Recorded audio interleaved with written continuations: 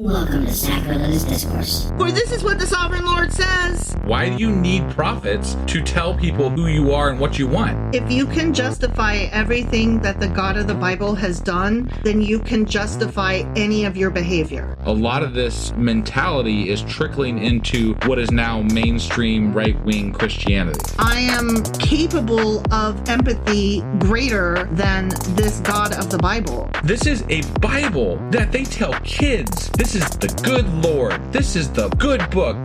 He is fantasizing about murder, mass murder. Head over to sacrilegiousdiscourse.com right now to find out how to leave us a review or support us on Patreon.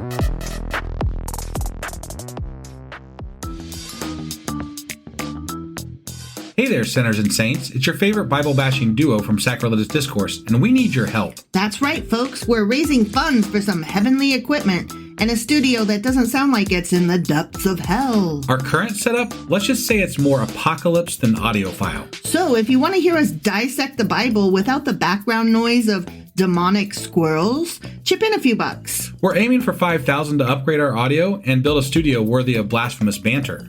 Donate today and help us spread the good word of atheism. You can find a link right on our homepage, sacrilegiousdiscourse.com. Every dollar counts. Even if it's from your collection plate.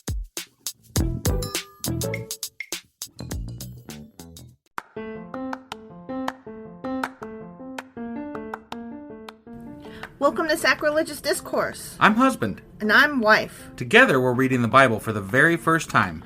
We grew up without religion and wanted to know what all the fuss was about. Well, what have we learned so far? That God is a dick, and apparently some people believe in talking donkeys. We're not trying to pass ourselves off as experts. Nope, we're just reading the Bible for the first time and giving our first take reaction. If you'd like to join us in this venture, you might consider starting at episode 1. Otherwise, jump in wherever you like. All right, let's go read the Bible. Yeah, let's get to it.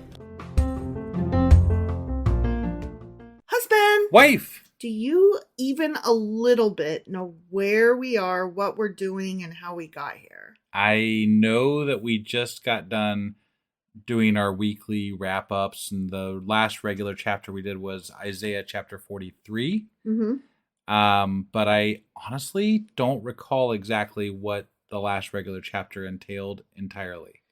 Yeah, he's given the future and shit. Who, Isaiah? Yeah. Okay. He's just like, yo. And God was telling the future to Isaiah and... Yeah. Okay. I mean, the whole thing is kind of annoying because it's all stuff we've read before. Right. And it's all like, did he or didn't he come along and say this himself and tell the future, or are we doing a Deutero Isaiah where 200 years later somebody wrote some shit Right. and attributed it to him? So what I'm gathering is that we're in Isaiah. Mm-hmm. We read some Isaiah. Mm-hmm. And today we're going to read some more Isaiah. Correct. Which today would be what? Isaiah chapter 44. All right. You ready to get into some Isaiah? Sure as fuck am. All right. Let's do this. Okie dokie.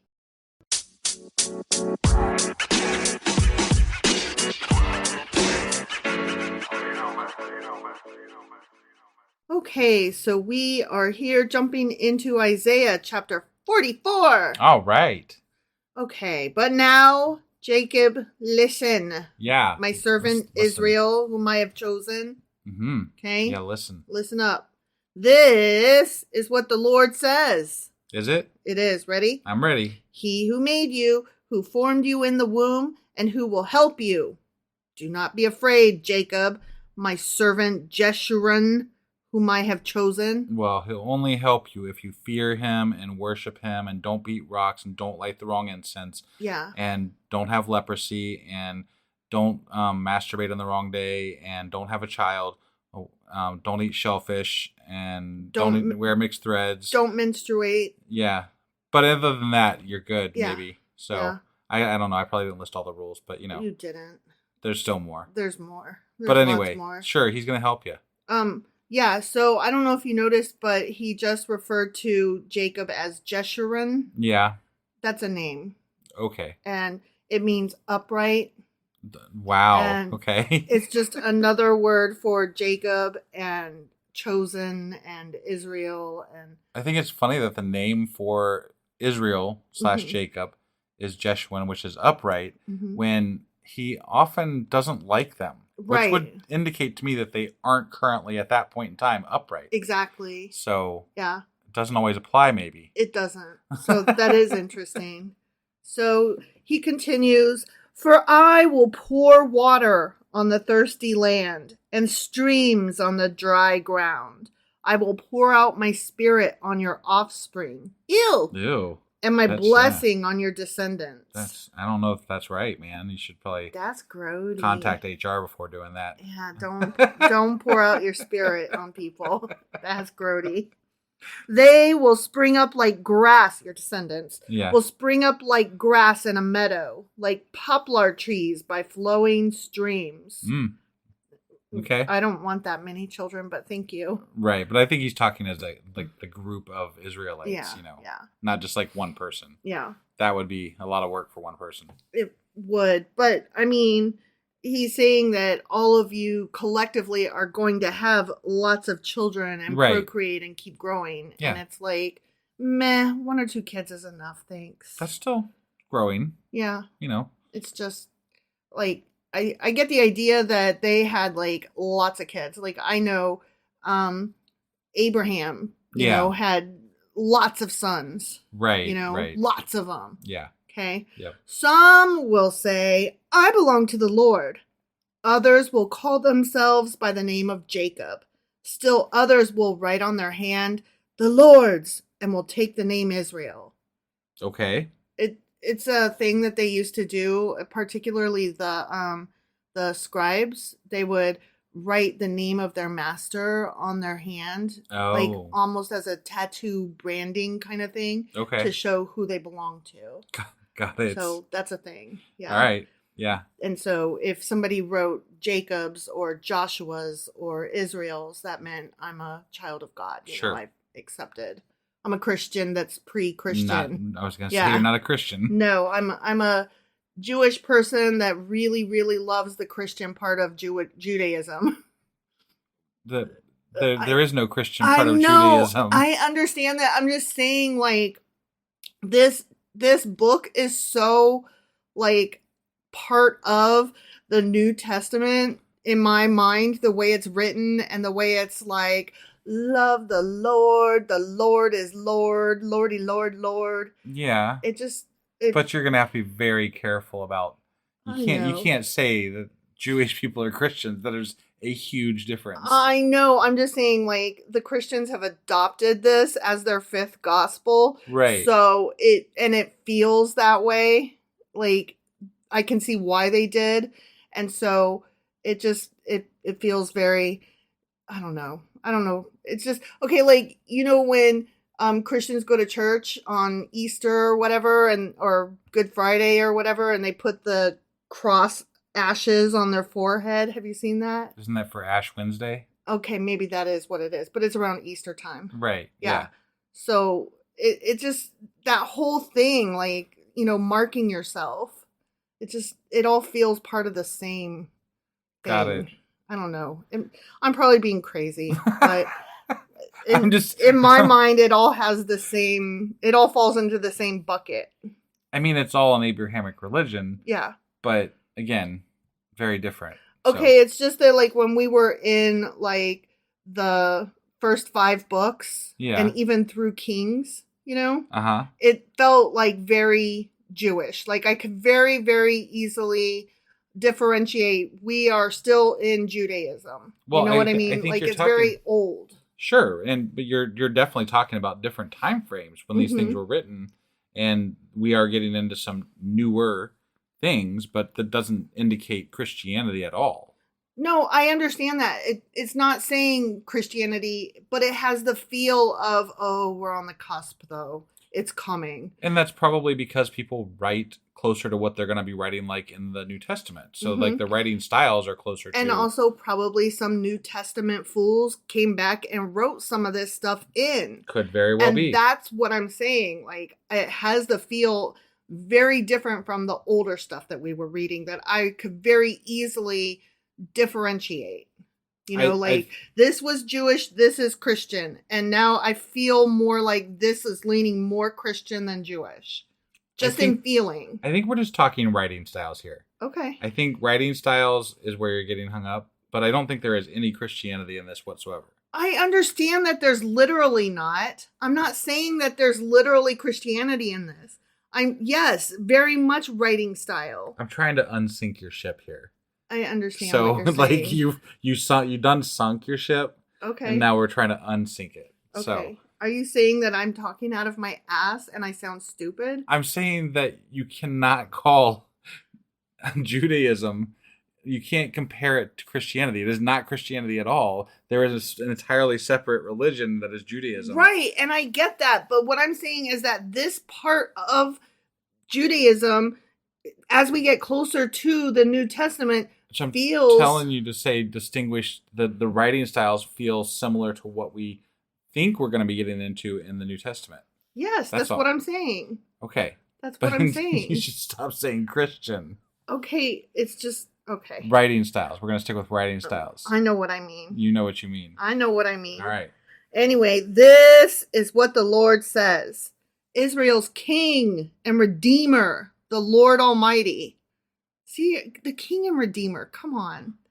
That is so not something written. Like, they would not have written that in the older books that we were reading. I am the first and I am the last. Oh, also, I did read in my notes, I am the first and I am the last is the first time that they are specifically saying monotheism, period, the end. Oh, okay. So, but they're still talking about idols in Isaiah too. So right, but okay.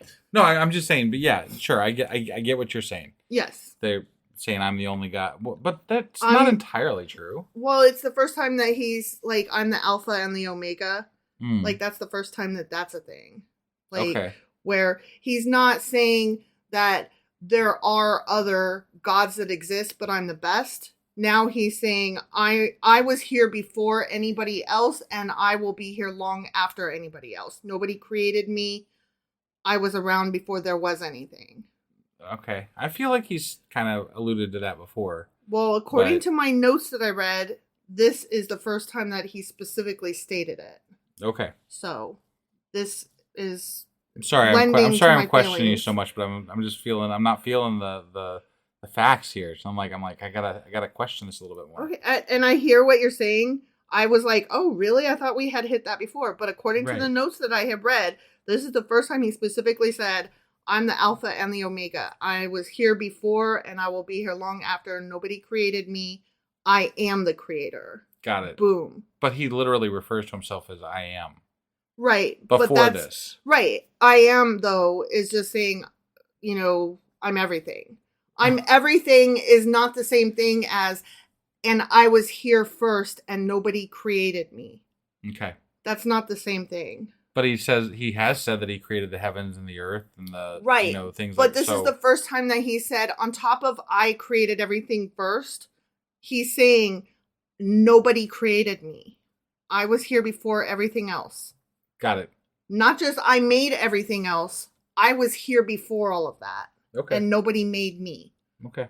Okay. Sure. That's what I'm getting at. I see. Okay, so anyway, apart from me, there is no God. See? Yeah. Boom. Right.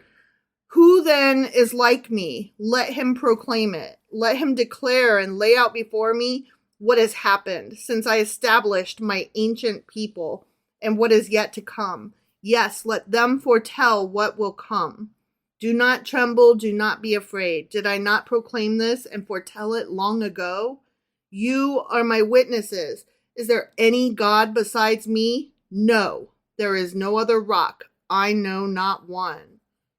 Okay. So he's not just saying, you should love me and I'm the best and I'm awesome. He's like taking this a step further. It just feels gross. I hate it. Anyway, all who make idols are nothing, and the things they treasure are worthless. Those who would speak up for them are blind. They are ignorant to their own shame. Who shapes a god and casts an idol? Who can profit nothing? People who do that will be put to shame. Such craftsmen are only human beings. But they're craftsmen, though. Right. Yeah. And the people that craft I don't know. Well, I wonder, in Judaism, they have the star, like people wear like the David star, right? The Star of David. Yeah. Yeah. So like there is some symbolism that they wear and craft around about their God for that religion even. Yeah. So there's not really, I don't feel like there's any religion that doesn't have some sort of symbolism involved with it. Some kind of crafty object that they put on their desk or their table. And I would wager that the people that they're talking about with these idols, they don't see them as just a stone statue. It's the belief behind what that idol represents. It's not, there's more to it than just a stone statue. Right. Which is the same thing for God, so it's he's kind of just like, no, only mine count. Right. I think he's just mad because back then no one was making stone idols of him. He is a jealous God. Right, yeah. Let them all come together and take their stand. They will be brought down to terror and shame.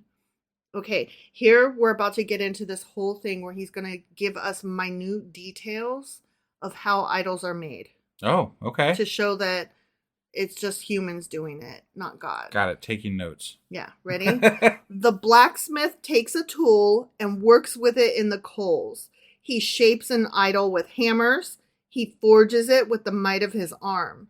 I wish we had a camera right now because you are like literally going through the motions. I am. And it's because it helps me stay on track with the story. Yeah. So like if I'm doing the actions that God's talking about, it helps It that's helps where you pay attention. It helps me pay attention, and then I can like be like, wait a second, that didn't work. I was doing it with the thing that didn't work. Yeah. So I can be, you know what I mean? How's your forging going? Forging's going well so far. Okay. The strong arm and the hammer. The might of the arm. Yeah. He gets hungry and loses his strength. Womp womp. Damn. He drinks no water and grows faint. Oh. That's why doesn't he drink water? He should just stop and take a break. Right? Yeah. Like no all work and no play, makes husband idol a maker dull guy. boy. Yeah, right. Yeah. The carpenter measures with a line and makes an outline with a marker. He roughs it out with chisels and marks it with compasses. Use your compass. I did. It was just a little slight movement I did. Oh, okay. I did it. He shapes it in human form in all its glory, that it may dwell in a shrine. Okay. He cuts down cedars, or perhaps took a cypress or oak. He let it grow among the trees of the forest, or planted a pine, and the rain made it grow. It is used as fuel for burning. Some of it he takes and warms himself. He kindles a fire and bakes bread. But he also fashions a god and worships it. He makes an idol and bows down to it. Or sells it. Yeah. I mean that's what they usually seem to do. It's a representative of a god still. Yeah. I mean, I'm not. Yeah, I think that they're like being silly. I think that they're saying, you think that that's a god. And I think that the argument would be like, but no, they don't though. They think that it's a symbol of the god. Right, yeah. They don't think that the idol is going to get up and walk around, you big dum-dum. Right. I mean, it's the same idea as when like the Christians kiss their cross or whatever, right? Like, it's just something to physically manifest that belief to focus your spiritual attention. Right. Yeah. It's not, you're not saying that the cross is God. But that's the way they treat it. Like the way they treat idols in the Bible is that they treat them as though the idol itself is the God. But they only say that other people are doing that. Right. They're like, you think your idol is a god. And the people, if we were to read theirs, their argument would probably be like, no, we don't. Not any more than you do. Yeah. We're reading God's book. So God, of course, is going to refer to them in a derogatory sense. Yeah. So. God is like, our idols are awesome. Yours are stupid, and you think they're real. Well, no, remember, we don't have any idols. Not yet, anyway. Right, but we do, though, because they have temples. And they had like the golden calves, which were apparently part of another sect of Judaism. Yeah, yeah. But they also have their altars, and, they do have idols. They're just not the same format. They're not the same item. Right. But they are. You're saying they have physical manifestations of worshiping, like that exist to worship God. Yeah. Right. Yeah. Which is all an idol is. Right. Right. Yeah. Half of the wood he burns in the fire. Over it he prepares his meal. He roasts his meat and eats his fill. You roast your meat over a fire. He also warms himself and says, I am warm. I see the fire. I have to tell you something. You don't be warm just from seeing the fire. No, you have to be close to it. You have to actually have the fire be in your presence warming you. Yeah, yeah. Like, if you're outside in the snow and you look in the window and you see the fire, you're not going to get warm. You don't get warm That's just not from how that seeing the works. fire. Yeah, so that's silly. Mm-hmm. From the rest he makes a god, his idol. That's not how it works. He bows down to it and worships. He prays to it and says, save me, you are my God. That's. I don't believe that that's what they thought, though. I don't either. I think that this is oversimplifying and silly. Oh, it is. Well, I mean, this is propaganda, right? Yeah. I mean, like, this is, so if you're an outsider looking in and you see somebody in another religion bowing down before a stone idol or a wooden idol or whatever, your simple take could be to say that person is worshiping that stone god right there. What's going on? That's weird. Instead of what that stone represents, right. Much as the way I worship my incense when I burn it and smell it, right? Because that's what they do, right? They got to have oil and incense and shit. And right, they gotta, right. Do all their things. Like, somehow your actions are okay, but other people's aren't. Right. So stupid. Yeah. They know nothing. They understand nothing. Their eyes are plastered over so they cannot see. And their minds are closed so they cannot understand. See, he's basically saying they're fucking stupid. They're dumb moron poop faces. Right. And I'm like, you are too. Shut up. Yeah. Yeah. No one stops to think. No one has the knowledge of or understanding to say, half of it I used for fuel. I even baked bread over its coals. I roasted meat and I ate. Shall I make a detestable thing from what is left? Shall I bow down to a block of wood? But I bet if he carved the other half into a cross, that'd be just fine if we were in that time period. You know what I mean? Like, from a Christian standpoint, yes. Or, okay, I bet if we made a teeny tiny, like, altar that we were taking to sacrifice or whatever, right. Like, that would be fine, but it's not. So we made something else, and that's silly. Again, just propaganda. I know, I just hate it. Such a person feeds on ashes. A deluded heart misleads him. He cannot save himself or say, is not this thing in my right hand a lie? As much as this book we're reading is one. Yeah. So, yeah, I don't know, exactly. whatever. Remember these things, Jacob, for you, Israel, are my servant. I have made you, you are my servant. Israel, I will not forget you. I have swept away your offenses like a cloud, your sins like the morning mist. Return to me, for I have redeemed you. Okay, that's the end of the quote. Okay. Sing for joy, you heavens, for the Lord has done this. Shout aloud, you earth beneath. Burst into song, you mountains, you forests, and all your trees. For the Lord has redeemed Jacob. He displays his glory in Israel. Woohoo! Partay! Yay! This is what the Lord says. Is it? Your Redeemer, who formed you in the womb. I am the Lord, the maker of all things, who stretches out the heavens, who spreads out the earth by myself, who foils the signs of false prophets and makes fools of diviners, except for when I like them, who overthrows the learning of the wise and turns it into nonsense, who carries out the words of his servants and fulfills the predictions of his messengers, who says of Jerusalem, it shall be inhabited.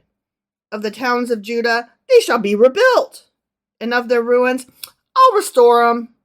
Who says to the watery deep, be dry, and I will dry up your streams, as you do. Who says... Do you remember when what was it, Jericho fell and it was never going to be rebuilt? Ever. But then it was. Even in the Bible? But then it was. It was. In the Bible? In the Bible. Yeah. Yeah. I just thought I'd throw that out there. Yeah. Yeah. Okay. Who says of Cyrus, he is my shepherd, and he will accomplish all that I please. He will say of Jerusalem, let it be rebuilt, and of the temple, let its foundations be laid. God is okay. I find this really weird, odd, dumb that God is taking Cyrus and implementing a non-God believer, non-him believer, to use as his tool to redeem Israel and Jacob. That seems dumb. I have some notes on that. Okay. Okay, so first of all, this is proof two ways. If you are a believer, then you're like, holy shitballs, this was written 200 years before Cyrus ever came around. Oh my fucking God. This is prophecy fulfilled because we know that Cyrus did indeed come along and do some shit. I see. Oh, wowsy. Wowsy. And not only did Cyrus come along, but Cyrus wasn't even of God. Oh my, what, how, wow. I see. We're supposed to be blown away here. I got it. Yeah. Now, that's the believy side. Right. Okay. Yeah. The academic scholar, I studied this shit side says, okay, so anyways, you could tell from the, as you said, writing style that this shit was written 200 years later and then, tucked in like a bookmark. Right. Of, wow, let's pretend that God totally spelled out that Cyrus would come and do this shit. Yeah. And that's cool. Because guess what? We're today and Cyrus did this shit. Yeah. So. And if we can make it look otherwise, like it was written years ago, then this looks really good. The problem is that they didn't know that people would, keep getting smarter and smarter. Yeah. And be able to tell your writing style didn't match up. Fail. Right. You get an F on this writing project. Yeah. I can totally tell that you Googled it. You did a bad job, Bard. Right. Okay. So also the fact that Cyrus was not a Jew. There are other people who write and who say Cyrus read this book that had his name in it, and he was so touched by the Lord that as a non-believer, as a non-Jew, he was like, but I still have to fulfill God's word. Oh, shit. Yeah, exactly. Because my name is in this book and I'm not even a fucking Jew. So what? No, that never happened. That never happened. That never happened. Ever. No, because he was renowned for being a person who let all the people that he conquered. Yeah, and moreover, not just if you read about yourself, if you really thought that you read a prophecy that was written about you 200 years prior in a book about a god, you would immediately switch to that religion, would you not? Yes, but here's the thing. If you believed it. I am persnickety. And if I read a prophecy that said I was going to do a thing, I would 100%, psychology would work on me. Because I would 100% do the opposite. Just to say, no, you did not predict me. Gotcha. Okay? Yeah. So they could totally get me by being like, haha, just kidding. We wanted her to do the opposite. So, because I'm telling you right now, if I read a book, a tome from history that was like, and wife said and did a thing, I would be like, watch me. Right. Hold my beer while I don't do that thing. Yeah. Because I'm, like I said, I'm persnickety. That's just what I would do. Sure. So, anyway, that's my notes about Cyrus. Okay. Yeah. And that's the end of this chapter. Oh, that was the end of the chapter. Mm-hmm. Oh, okay. Yeah. All right. Well, so yeah, some more non-predicty stuff. Mm-hmm. But he named Cyrus by name. Yeah. The people that were there with Cyrus named Cyrus by name, and they stuck it back in the goddamn book. Mm-hmm. So whatever. Yeah. But anyway, that was Isaiah chapter 44. Sure as fuck was. Which means that tomorrow we'll be back with Isaiah chapter 45. Oh, and real quick, I should say this. Mm-hmm. We're getting this out late, obviously, today. Mm-hmm. And we didn't do one on Christmas Day, which we thought we were going to do. But we're kind of figuring out what we're planning on doing tonight because we've got a lot of episodes to figure out, or maybe skip one. So we'll see how that goes. Yeah. But I just wanted to kind of give a heads up to everybody. It's just, it is what it is when we get to what it is. Yeah, because Christmas happened, and even though we are not either Jewish or Christian, right, So we still have family obligations. Yeah. And we did the whole presents and dinners and it was busy. But it was fun. It was fun. Yeah. And I hope that everybody had a good celebration of whatever the fuck they did. Happy federal holiday unto you. Yeah, definitely. All right, so we will get out of here for today, and we'll be back tomorrow with Isaiah chapter 45. Sure as fuck will. All right, we'll see you guys. Bye.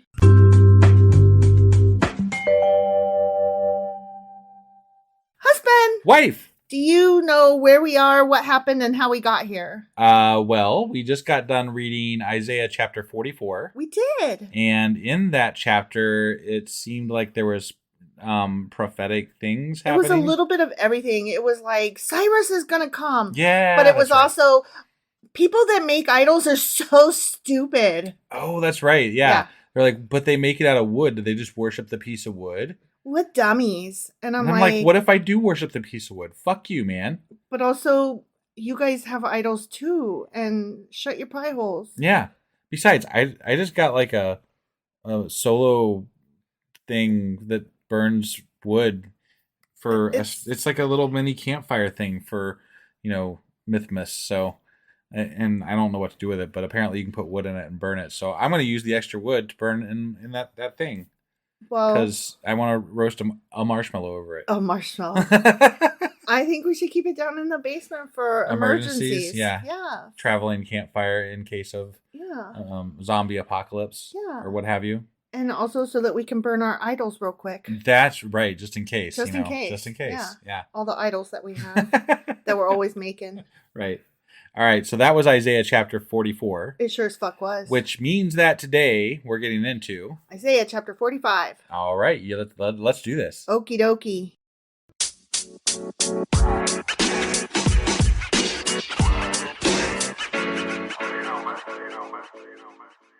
Okay, so we are jumping right into Isaiah chapter 45. All right. Okay? Yeah. And we're continuing. It's like a continuation. Is it a continuance? From 44. Continuation?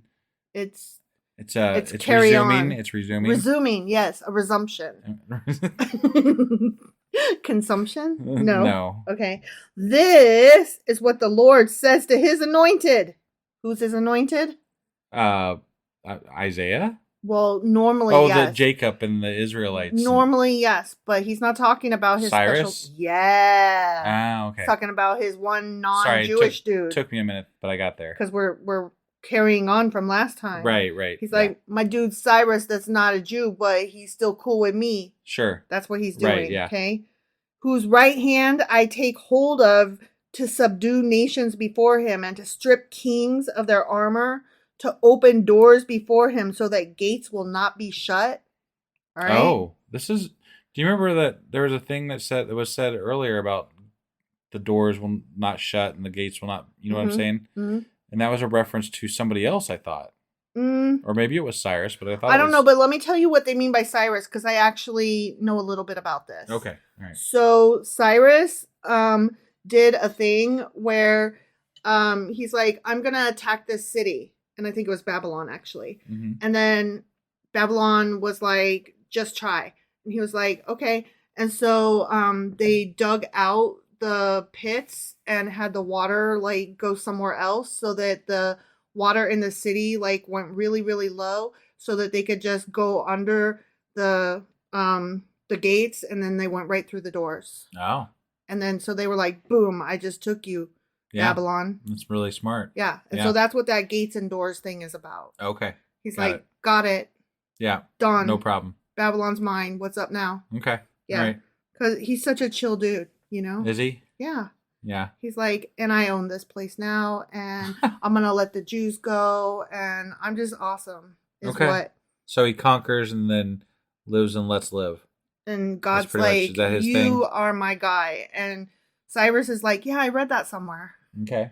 Yeah, I saw my name in this 200-year-old Well, document. that's what the Bible wants us to think. Yeah. He's like, somebody told me about this thing, and everybody's like, I know, like I just scribbled his name in the notes and made him think it was him. And so now he's like really excited to let these people go. Right. That's what happened. some Jews snuck in and they were like, we're just going to scribble this in the notes, and then he'll think that it's true, that that's what he's supposed to do. See, I'm of the opinion that he never actually read this, and it never had his name in it. When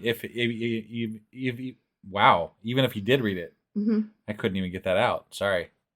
But even if he did read it, I don't think it was his name was in there. Okay, here's what I think though. I think because he was renowned for having a lot of books and reading a lot. Do you remember that? Sure. Like he had a lot of books on his shelf. Okay. So I think that he might actually have read stuff, and I think that people knew that he was renowned for reading, and so I think that they went in there and they snuck some notes into some of these texts, and then he read it and was like, dude, they're talking about me. And they were like, yeah, they are. No. No? Nope. I don't think that's what happened. But it would be cool if it was, though. I guess that'd be a neat movie. It'd be a neat movie, yeah. I would like to see that movie. That I could get down with, yeah. All right. So anyway, to open the doors before him so that gates will not be shut. I will go before you and I will level the mountains. Wow. How about that? Damn. Because I'm God, you know. Yeah. I will break down gates of bronze and cut through bars of iron. Wait, God can cut through bars of iron now? This time. He used to be allergic to iron. He used to. That was before when we were in the fairy tale days. This is still the fairy tale days, though. But now we're in the Cyrus fairy tale days. It's a different fairy tale. Okay. Now we're in the prophecy days. Is this like with allergies? Every 7 years they change? Is that true? I thought that was bankruptcy. I heard that one. I heard that once. I don't know. I don't know how true that is, but I know it's not true with me with regard to shellfish. Right. No, it definitely is. That's been a long time. Because I'm still allergic to shellfish. But like, no, that's why people tell you. I mean, like sometimes you try something because that you used to be allergic to because you might not still be. Sometimes people do. But actually, when I talked to a doctor, he said that's not true. Really? That every time you eat something, you re-up your 7 years. Really? Yep. Interesting. Yep. It starts over. Yeah, I should look into that. I don't know. I mean, I have no idea. How does your body just have a clock inside? Your body is like, nope, reset. I don't know if I believe that now that I'm really thinking about it. Right. But that's what he said. Anyway, okay. Yeah. So God is still talking. Anyway, yeah, he's not allergic to iron. I will give you hidden treasures, riches stored in secret places. Ooh. So that you may know that I am the Lord, the God of Israel, who summons you by name. I need to get Nicolas Cage on this job. Oh, tell me this wouldn't be a good movie. Come on. Come on. For the sake of Jacob, my servant, of Israel, my chosen, I summon you, Cyrus, by name, and bestow on you a title of honor, even though you do not acknowledge me. Huh. He's like, you're not a Jew, you don't believe in me, but I'm still gonna bless you. I just feel like he wouldn't have fucked around with this in the years past, you know? Back in the days of Moses. He being God. Being God, yeah, I'm sorry. Would not have. God would not have fucked around with honoring a non-believer. Yeah. And he's Cyrus past. is the only one. So right. Yeah, I'm just like, yeah, y'all snuck that in. He's kind of like the Tigger of the Bible. The Tigger. That's so funny. The tops are made out of rubbers. The bottoms are made out of springs. The bouncy, chouncy, flouncy, pouncy, fun, for fun. But the most wonderful thing about Tiggers is I'm the only one. Yes, that's what I was referring to. Okay. I just, you can't say Tigger without. Right. Okay. Sorry. Okay.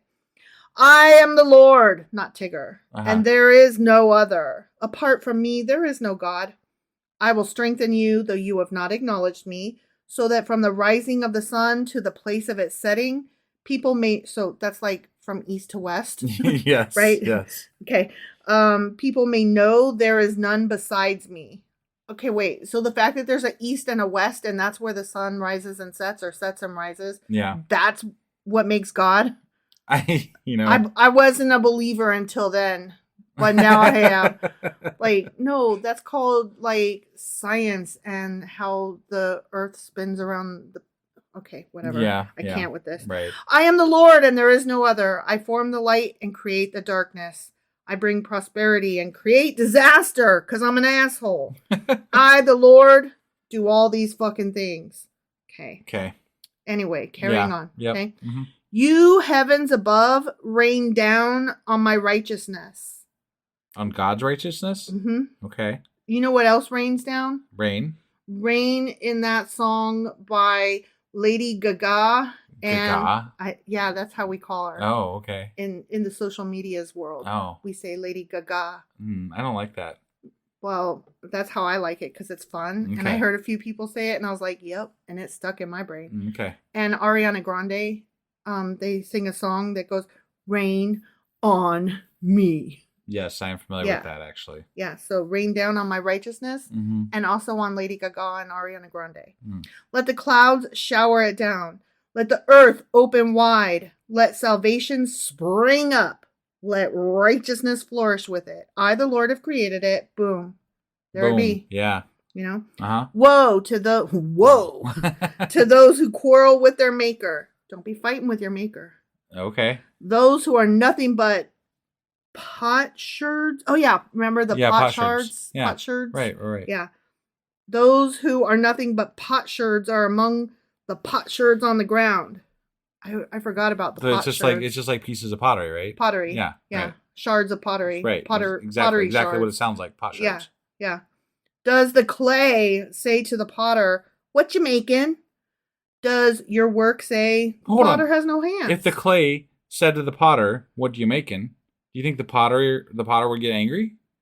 No, but it's supposed to be pointing out that the maker is the maker. And the thing it makes is not on an equal ground with the creator. Right. But I'm saying God wants to say that you shouldn't do these things, right? Because but he made things that can, and therefore he shouldn't be surprised that it's going to ask questions about him. Right, because if you were fucking with clay and clay was like, what you making? Yeah, if you knew clay could talk, I would expect it to talk back to you'd me. be like, I was thinking about maybe I don't know, ashtray. Yeah, right. Because isn't that what kids make with clay? Yeah. They always make ashtrays. Either that or a pipe, for the, you got to make a pipe too. No, and when I was in school, we always made ashtrays. Oh, we try to make pipes. And we made bowls.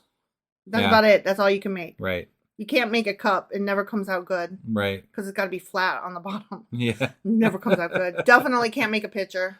Right. Not a vase. Right. Like, what else can you make with clay? That's pretty much it. Yeah. Right? So, if it was like, what you making? And you told it probably would just shake its little clay head and be like, yeah, that tracks. Yeah. Woe to the one who says to a father, what have you begotten? Or to a mother, what you brought to birth. Okay. So whoa. The thing is, man. The creation is not supposed to question the creator. But I still don't understand why. What's the problem with that? Right. Like why is there a problem with that? That doesn't make sense to me. You can't hold up to questioning. Right. Yeah. Like why? Like my child can ask me, what did you make me for? What is my purpose? What am I about? Why did? Right. And we would endeavor to answer that question as well as we could. Even born? But we wouldn't think that we wouldn't call him an asshole and tell him to shut the fuck up. Stop asking that fucking question. Right. Or else I'm going to dead you. What? Like, no. That's not what you do. You appease your child or creation and you be like, you were made to learn your purpose and to fulfill whatever joy or purpose that you find. Right. Like, I can't tell you what your purpose is. You have to find your own purpose. Sure. What do you want to do? But you don't get mad for them asking a question. Exactly. Right. Yeah. That's all I was getting at. But God's a dick. Well, yeah. So people are better than God. I agree. Okay. Generally, not always. Right. Oh, no. Yeah, definitely. Just generally. This is what the Lord says, the Holy One of Israel and its Maker. Concerning things to come, do you question me about my children or give me orders about the work of my hands? Fuck. It is I who made the earth and created mankind on it. Because I'm awesome. My own hand stretches out the heavens. I marshaled their starry hosts. He's really excited about all the things he does. I'm so fucking awesome. Yeah. I'm God, man. What up? Right? He likes to tell us as much as possible, too. So I will raise up Cyrus in my righteousness, even though he doesn't believe in me. Right. Like, he's not Jewish, but whatever. Yeah. He's awesome. I will make all his ways straight. Not gay. No, this is referring to, like, he's always about the straight path and the right straight walk and narrow. upright and all that. I know. I just thought it would be funny Yeah, because, yeah. No, I got you. you know, Sorry. God I is... didn't mean to ruin your joke, but it's just God is anti-gay, so, you know, he could have meant it that way. Yes and no. I mean, I would leave that bit out because there's a lot of people that are trying to interpret the words as not being anti-gay, which I approve of. Okay. So maybe like, God isn't I'm anti-gay? never gonna. Well, in your better groupings of Christianity or Judaism or what have you, they are trying to view it in a light that does not harm the LGBTQ community as much as, previous versions. Here's my thing. I think God, as written in this book, is based on men, and men are anti-gay. And so, of course, their God is anti-gay. But now people are like, oh, maybe we shouldn't be that way, though. And so now they're like, let's not be anti-gay. And so now they're like, we can't unwrite the Bible, but we can try to reinterpret some of it so that it's less anti-gay. Sure. You and I know that the Bible is bullshit, right? Right. Okay. So that... But that doesn't make God not anti-gay. Okay, but it also allows us to say, okay, knowing that the Bible is bullshit, if you want to interpret this in a way that doesn't harm people, then I'm all for it, man. Sure. You do whatever you want with this fictional piece of shit. That is different, though. You're talking about people interpreting the Bible as opposed to the Bible. Right. God is anti-gay. The Bible is anti-gay. And I'm glad that now people are like, maybe let's not, though. Because that's awesome. I'm struggling with calling it that because I don't want to. Okay. All right. Okay. I don't think that that's a fair interpretation when people are attempting to interpret it as something that is not anti-gay. I'm glad that they are doing that. Right. That is a good move. Okay. I approve of that. All right. And they need to not be anti-gay. Right. I totally agree with that. And God's a dick. I completely agree with that as well. All right. He will rebuild my cities, Cyrus, because I'm up in love with him. You know? Right. And set my exiles free. He's going to be so cool. But not for a price of reward, says the Lord Almighty. He's just going to do it for free. He's awesome. Yeah. This is what the Lord says. The products of Egypt and the merchandise of Cush and all those tall Sabians, they will come over to you and will be yours. They will trudge behind you, coming over to you in chains. So slaves. Yeah. Okay. Yeah. All right. Still very much pro-slavery. Yeah. The Bible and God are. Right. Yeah. So what happened was Cyrus did conquer all these peoples, and then because of that, and because he loved Israel, sure, and the people, Cyrus did transfer some of that wealth, including slaves and goods that he took from all these other lands.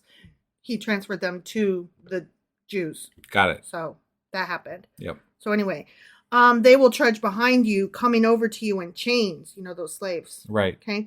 They will bow down before you and plead with you, saying, surely God is with you, and there is no other. There is no other God. Woohoo! Truly, you are a God who has been hiding himself, the God and Savior of Israel. What? Wait, God is calling Cyrus a god?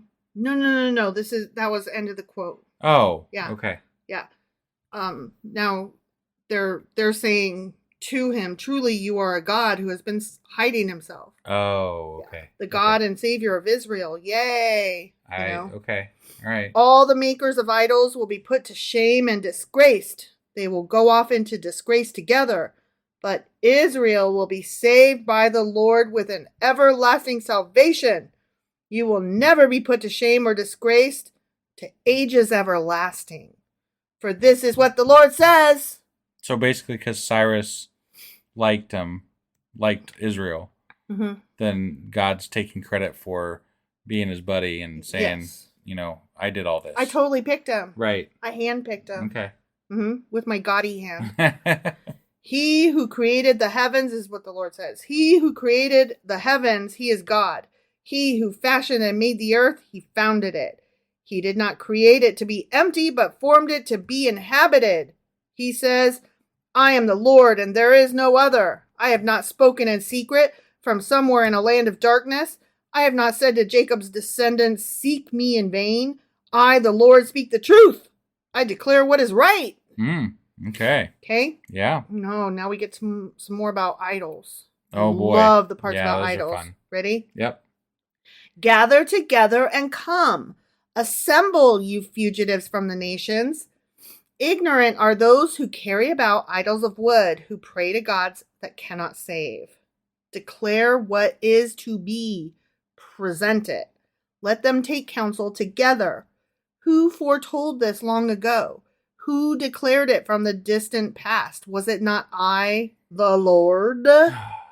And there is no God apart from me, a righteous God and a Savior. There is none but me. Me, Right. I, me. I am, me, I. Yeah, we can't go 2 seconds without talking about them. Mm-hmm. Turn to me and be saved, all you ends of the earth, for I am God and there is no other. That's there they are talking about the ends of the earth again. Yeah. Which Flat is, earth motherfuckers. Well, I'm just saying, like, Just you know. saying. By myself I have sworn, my mouth has uttered in all integrity a word that will not be revoked. Before me every knee will bow. By me every tongue will swear. They will say of me, in the Lord alone are deliverance and strength. All who have raged against him will come to him and be put to shame. But all the descendants of Israel will find deliverance in the Lord and will make their boast in him. The end. Okay. All right. Go God. God's, Woo! God's winning through Cyrus. Yeah. Through Cyrus. He belatedly handpicked him. Right. Yeah. Sure. Good job. I believe you. I guess.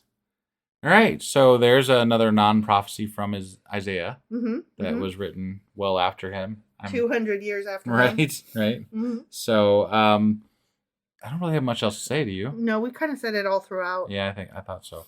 So that was Isaiah chapter 45. Sure as fuck was. Which means that tomorrow we'll be back with Isaiah chapter 46. All right. We'll see you guys then. Bye.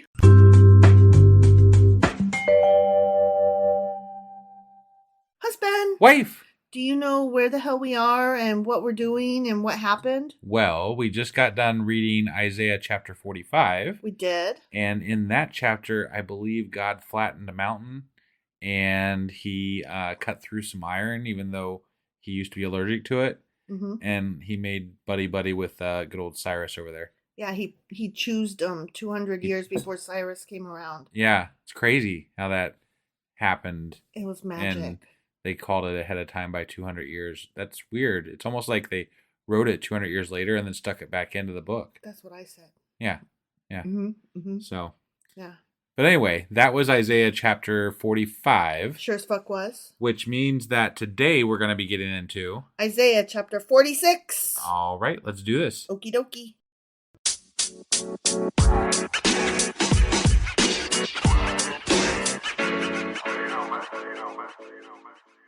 Okay, so here we are hopping into Isaiah chapter 46. Okay. And just an FYI, this is a continuation of where we left off with chapter 45. And where we left off at chapter 45 was idols. They're not good. Okay, yeah. You have to build them and they're bad. We've known this for quite a while. Mm-hmm, mm-hmm. It's not like they haven't covered this, like the entire fucking Bible so right, far. but this is Isaiah's take on it. Sure. Okay, sure. This is him telling us the what. But it's like, it feels like they've tried to take care of these fucking things over and over and over again. They're always killing all the idols. Right. And then the idols just, they fuck like bunnies. Apparently. Mm-hmm. Like, it just keeps popping up as a problem. It does. Yeah. Okay, so this starts off, Bel bows down, Nebo stoops low. Their idols are borne by beasts of burden. Now, those guys that I mentioned, Bel and Nebo, Yeah. they're gods. They're not Disney characters. They're not. Okay. All right. And I was thinking that we probably should learn more about them in our Q&A this Saturday. I think that's yeah. Okay. Sure. But just suffice it to be said for the moment, those are Babylonian and Assyrian gods. It's interesting that, a God that wants to be the only God is literally calling out other gods by name in his book. Yes, but he's calling out the idols thereof. Sure. He's like, y'all keep worshiping the idols of these guys who don't exist. Sure. That's Being what's said, happening. if they've got a name drop, right? Yeah. That still means that they hold sway With the people. Yeah. Which to me is a big deal. I agree. So the sentence, their idols are borne by beasts of burden. Yeah. So what that means is these people, they're going into captivity, right? They're being, the Babylonian exile is happening. Okay. Sure. Or going to be happening or whatever. Right. Okay. Right. Yeah. And they're actually carrying physically their idols with them into the captivity. And so the significance of that is that they are physically carrying their gods with them. Opposed to, God just existing and not needing to be carried, which I find ironic because tabernacle and and the ark. Yeah. So it's like, can you even believe they're carrying their gods around while they travel? OMG. Right. And it's like, yes, I can. We had to hold your house. We had to carry around your fucking house. Your throne. And your goddamn throne. Your fucking pillar of smoke and shit. Well, I mean, they didn't carry that around. It floated around. I'm just saying, like, we carried all that shit across the goddamn desert. Right. And you're laughing at these folks for doing the same goddamn thing. Right. Like, just the irony, it burns. Right. Yep. The images that are carried about are burdensome. A burden for the weary. Yes, it is burdensome to carry your God around with you. I agree. I mean, it's burdensome to carry anything around with you, really. So it's burdensome for that animal that you said that's carrying it, yes, right? Right. It's the fucking horse, the llama, sure, the donkey, right, carrying that shit. I bet there's some lesser to do people that don't have those things and they're walking. And there's some women that have their little Asherah poles tucked away in their purses, like, ooh, don't let my husband. You think they were that small? I mean, I feel like they would have been bigger. I don't know, because there were times when the women hid them from their spouses, and how could they hide them unless they were small enough to be hidden? Got it. These like ancient dildos? Well, I did not expect that word to come out of your mouth. Yes, that's exactly what happened. Okay. I mean, sure. The women had them. They hid them from their husbands. It just, Well, because they were for fertility and for... Right. Okay. I'm just going to stop. So anyway, they stoop and bow down together. Unable to rescue the burden, they themselves go off into captivity.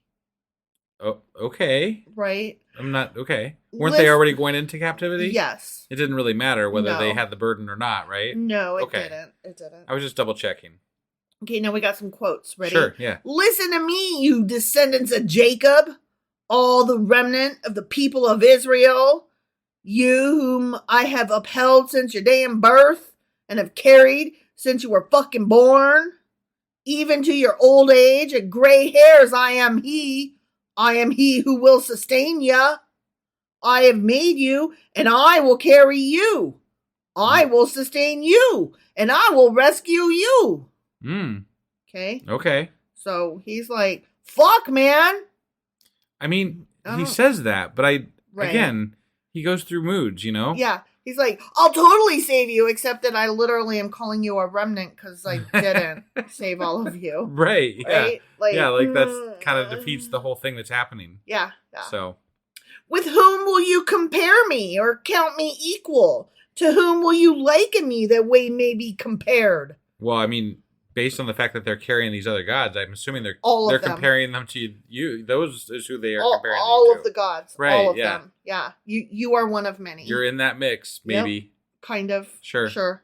Some pour out gold from their bags and weigh out silver on the scales. They hire a goldsmith to make it into a god, and they bow down and worship it.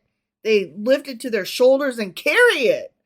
They set it up in its place, and there it stands. Okay. From that spot, it cannot move. I mean, they moved it. Mm-hmm. They're carrying it. That's how it got there. Right. I mean, Right. I'm just saying. And again, this is so pot calling kettle black, Right. Like you don't get to complain about somebody else's religion and their practices if you literally had them practice and do the exact same thing. Right. Right. That's bullshit. I mean, he didn't have them create idols of him, but I mean, didn't he? Isn't that what the fucking tabernacle was? Okay, they did. He literally gave them instructions on how to build the house of him. Right. How is that not an idol? It's the biggest idol. It's the idol of idols. They had to carry him around in their little fucking treasure chest. Sure. Yeah. Even though someone cries out to it, it cannot answer. It cannot save them from their troubles. Maybe because if it did, their faces would melt. Similar to, like, I don't know, the fucking ark.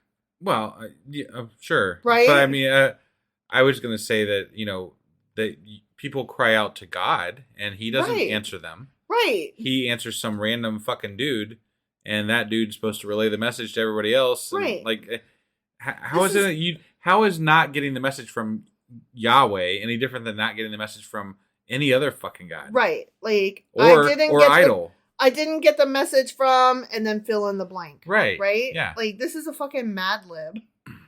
Remember this. Keep it in mind. Take it to heart, you rebels. I love that. You rebels. Remember the former things, those of long ago. I, excuse you, am God. Okay? I am God. Okay. And there is no other. Humph. I am God, and there is none like me. And if I say it loud enough and often enough, you might believe it. I guess, but he's not really even saying it. He's I know. Saying it to apparently Isaiah, right. Which even that is debatable. Yeah. This is not Isaiah. This is Deutero Isaiah. This is somebody else in Isaiah's name, Isaiah. Right. I make known the end from the beginning, from ancient times, what is still to come. I say, my purpose will stand, and I will do all that I please. He's going to do all that he please. Okay. Yeah. Boom. From the east, I summon a bird of prey. That's Cyrus. That's a reference to Cyrus. Right. From a far off land, a man to fulfill my purpose. Cyrus. Oh, okay. What I have said, that I will bring about. What I have planned, that I will do. Listen to me, you stubborn-hearted. You who are now far from my righteousness. Like, they're literally going into captivity. Can you not? Well, okay, so let's step back just a second here, because I feel like, how this is them writing this during the Babylonian exile, right? Or whatever. They already know this shit is happening, right? Yeah. They are doubling down on the prophecy shit. Like, they are doubling down hardcore on the, see how I knew this was going to happen? See how I knew all the things? Like, yeah, but we know, man. We know why you know. We know that you know because somebody fucking wrote it when it happened. And then they tried to pretend like it was some sort of a fucking prophecy because they thought they could pass one over on everybody. Right. Because they didn't know that studying writing styles would ever be a thing. Right. Yeah. Well, and most people were illiterate back then. Sure. Like, you could decide to create something and pass it off as, part of the thing that's always been there because there's not a lot of people to go back and say, nah, that wasn't there. Yeah, exactly. Or how would they argue? They can't even fucking read. Right. So. Right. Exactly. I, continues God, according to Deutero Isaiah. Right. I am bringing my righteousness near. It is not far away. And my salvation will not be delayed. I will grant salvation to Zion, my splendor to Israel, the end. Got it. Okay. Got it. Yeah. So, again, idol's bad. I'm awesome. Yeah. And he's being very magnanimous through Cyrus. Okay. Yeah. Very interesting. Like, all this is very interesting to me, knowing when it was written and, like, just the amount, like, he's saying more than he needs to say because he's like, it's try hard. It's real try hard. Yeah. So it's so try hard. It's like, I'm going to yell at you a whole lot for several chapters, and I'm going to tell you the tell, and then I'm going to tell you the tell, and then I'm going to tell it some more, and make sure that you know that I told ya, so that believers can be all, isn't that cute the way that happened? It's so magical. Right. And so that non-believers can be like, dude, you need to stop. Yeah. You're too much. Yeah. Yeah. So that's what's happening. All right. Well, that was Isaiah chapter 46. Sure as fuck was. And we will be back tomorrow with Isaiah chapter 47. All right. We'll see you guys then. Bye.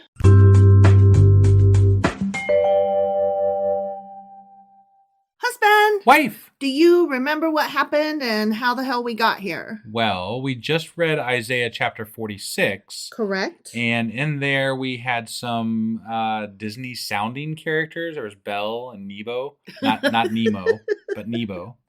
Yeah, I forgot about those guys. And the people that were going to Babylon as captives or whatever, they were carrying their idols with them, and apparently that was a lot of a burden for them. According to God, because God doesn't like their idols, so he was like, "Fuck those idols and their burdens." Mm-hmm. And people were like, "But we still have idols, so sorry, man." Right, even into Babylon, they had them. He's like, "Thou shalt not have those idols," and they were like, "But guess what I did? We still do. Yep, they're still there. Yep. Yeah. So idols. Even remnants. God does not like idols, and the remnants are like, "But I still have them." Right. So that was Isaiah chapter 46. It was. Which means that today we're getting into Isaiah chapter 47. Awesome. Let's go do this. Okie dokie.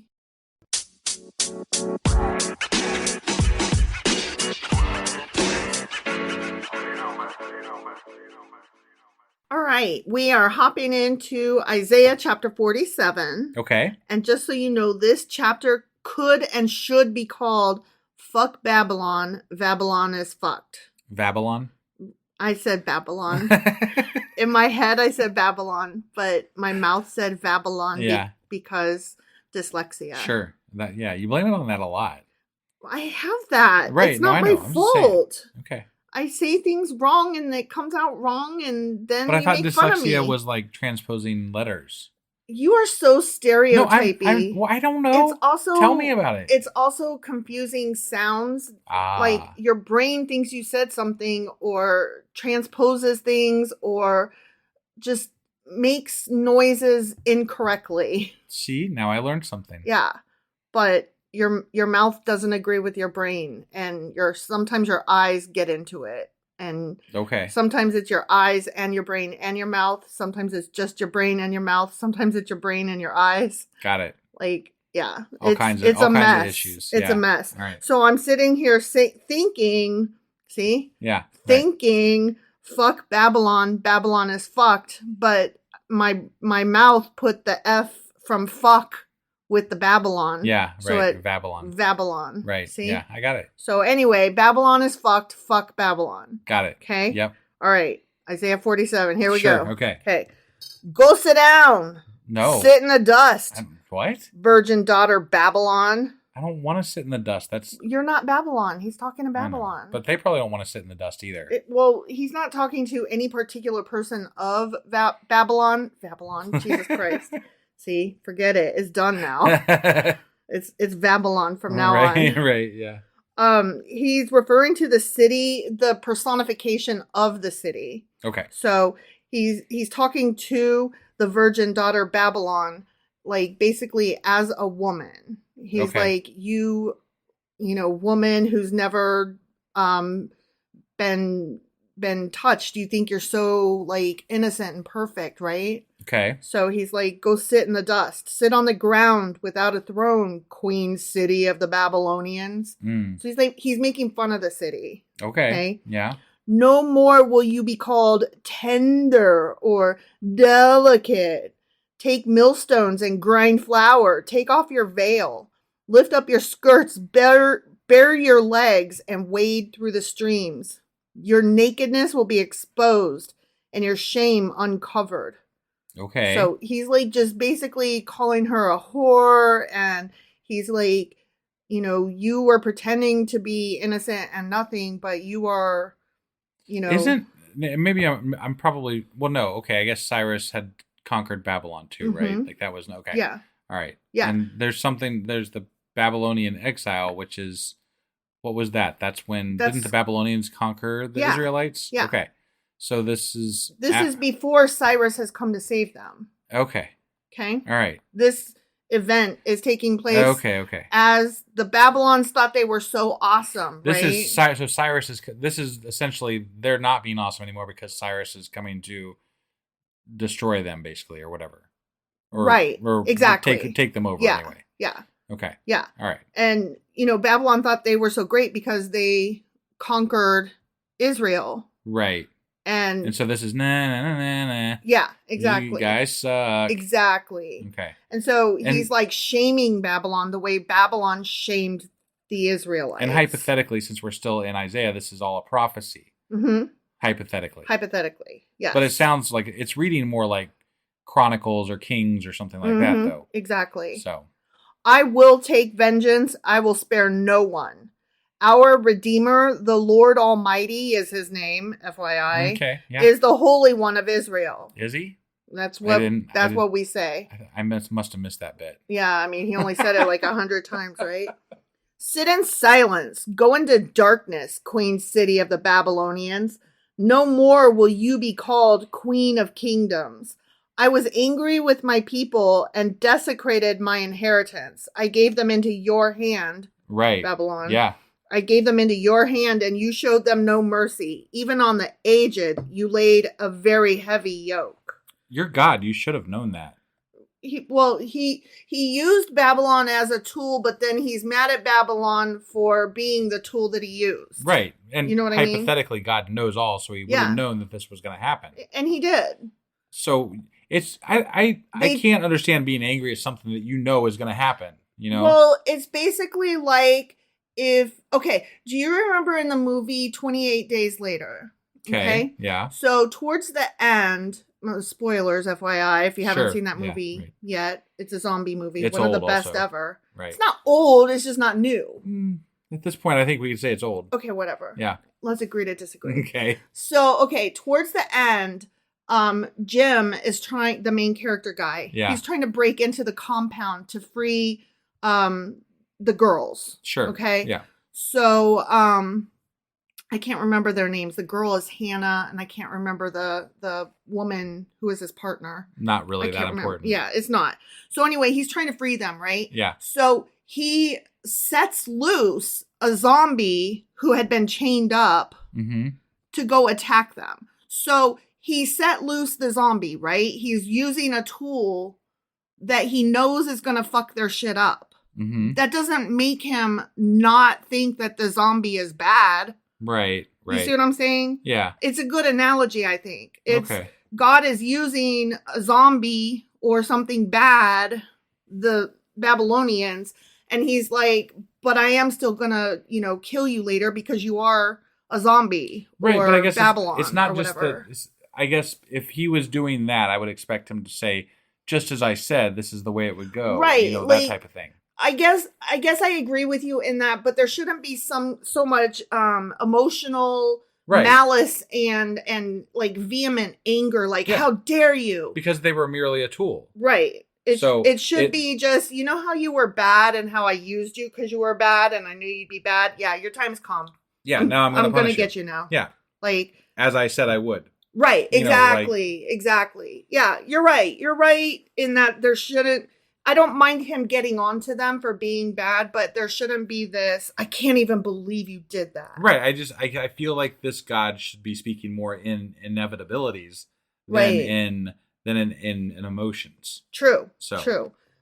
Yeah, I agree with that. Right. Okay.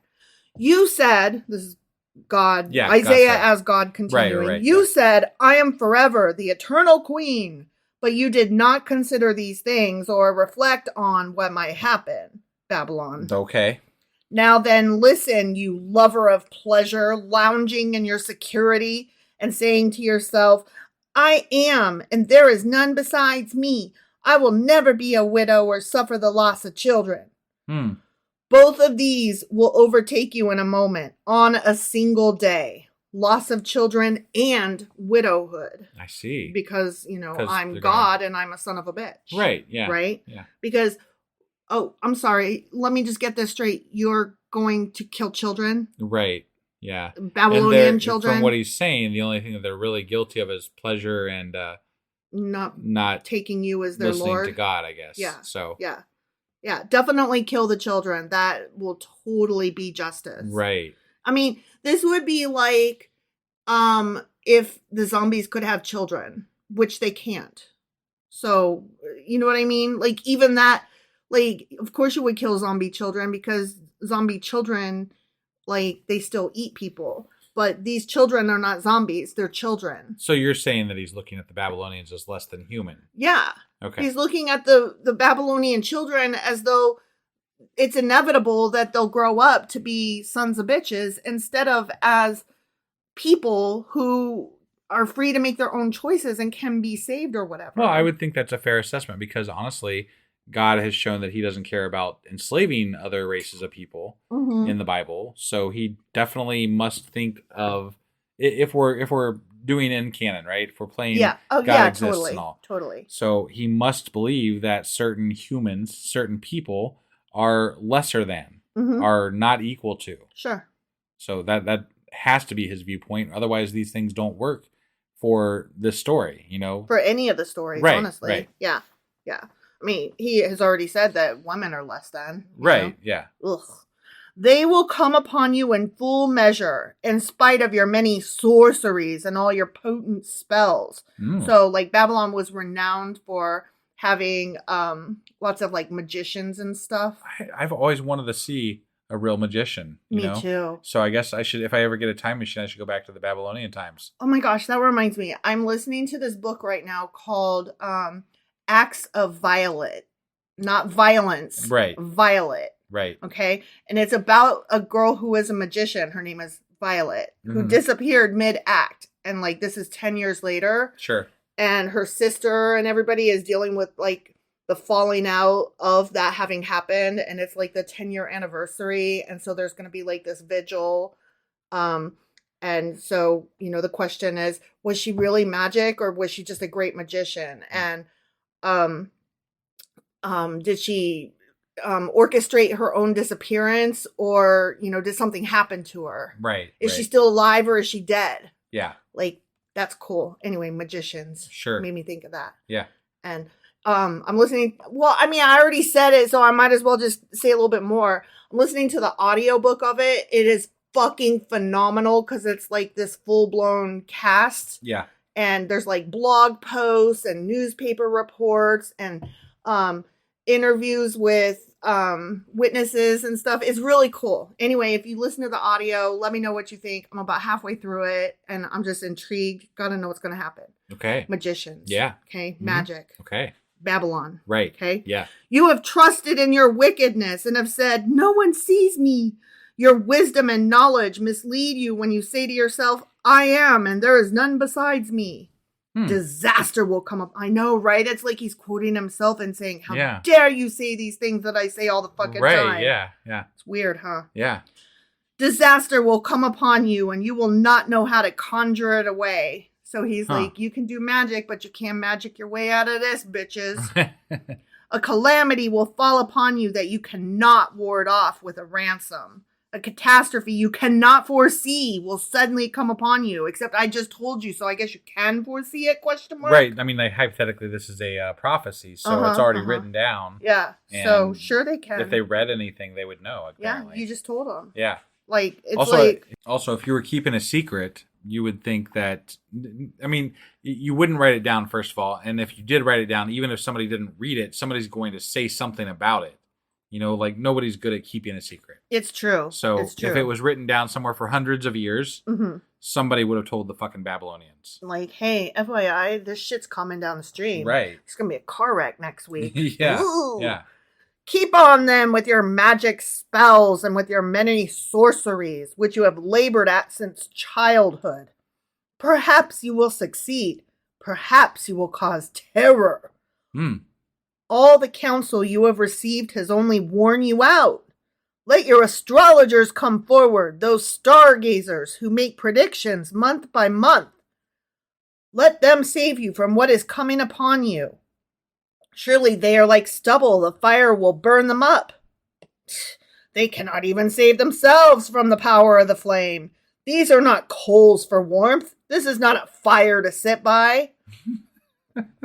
He's getting them. He's telling them. I feel like there was not a lot of entertainment back then. Right. So, like, prophecy must have been good entertainment. Mm-hmm. You know? Mm-hmm. It still is, honestly. Right. But I feel like these guys must have been, like, performers, you know? Because the Babylonians obviously had some. Like, that's what he's kind of referencing here. Yeah. But, like, he's referencing people that are exactly what this guy is supposed to be.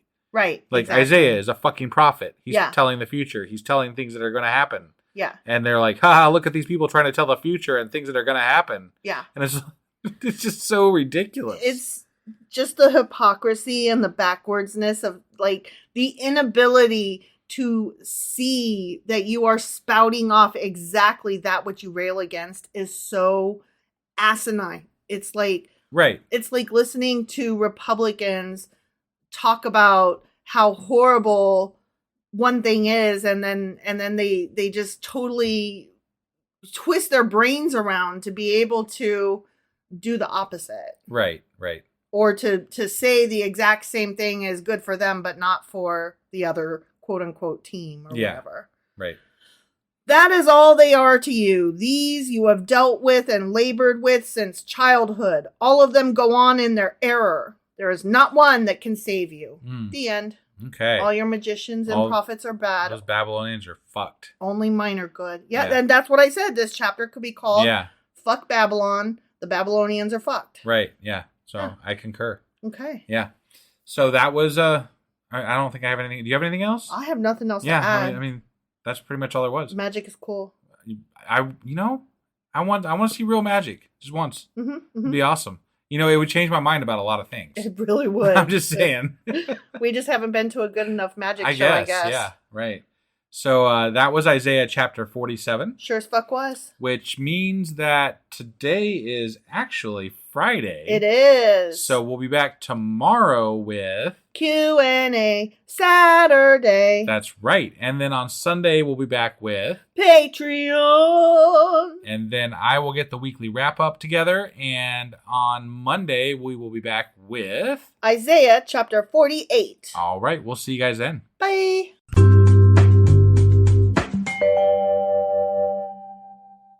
Husband! Wife! Do you know what we're doing today? Well, today's Saturday, which usually means that we're doing Q&A Saturday. That's right. And what are we Qing and Aing today?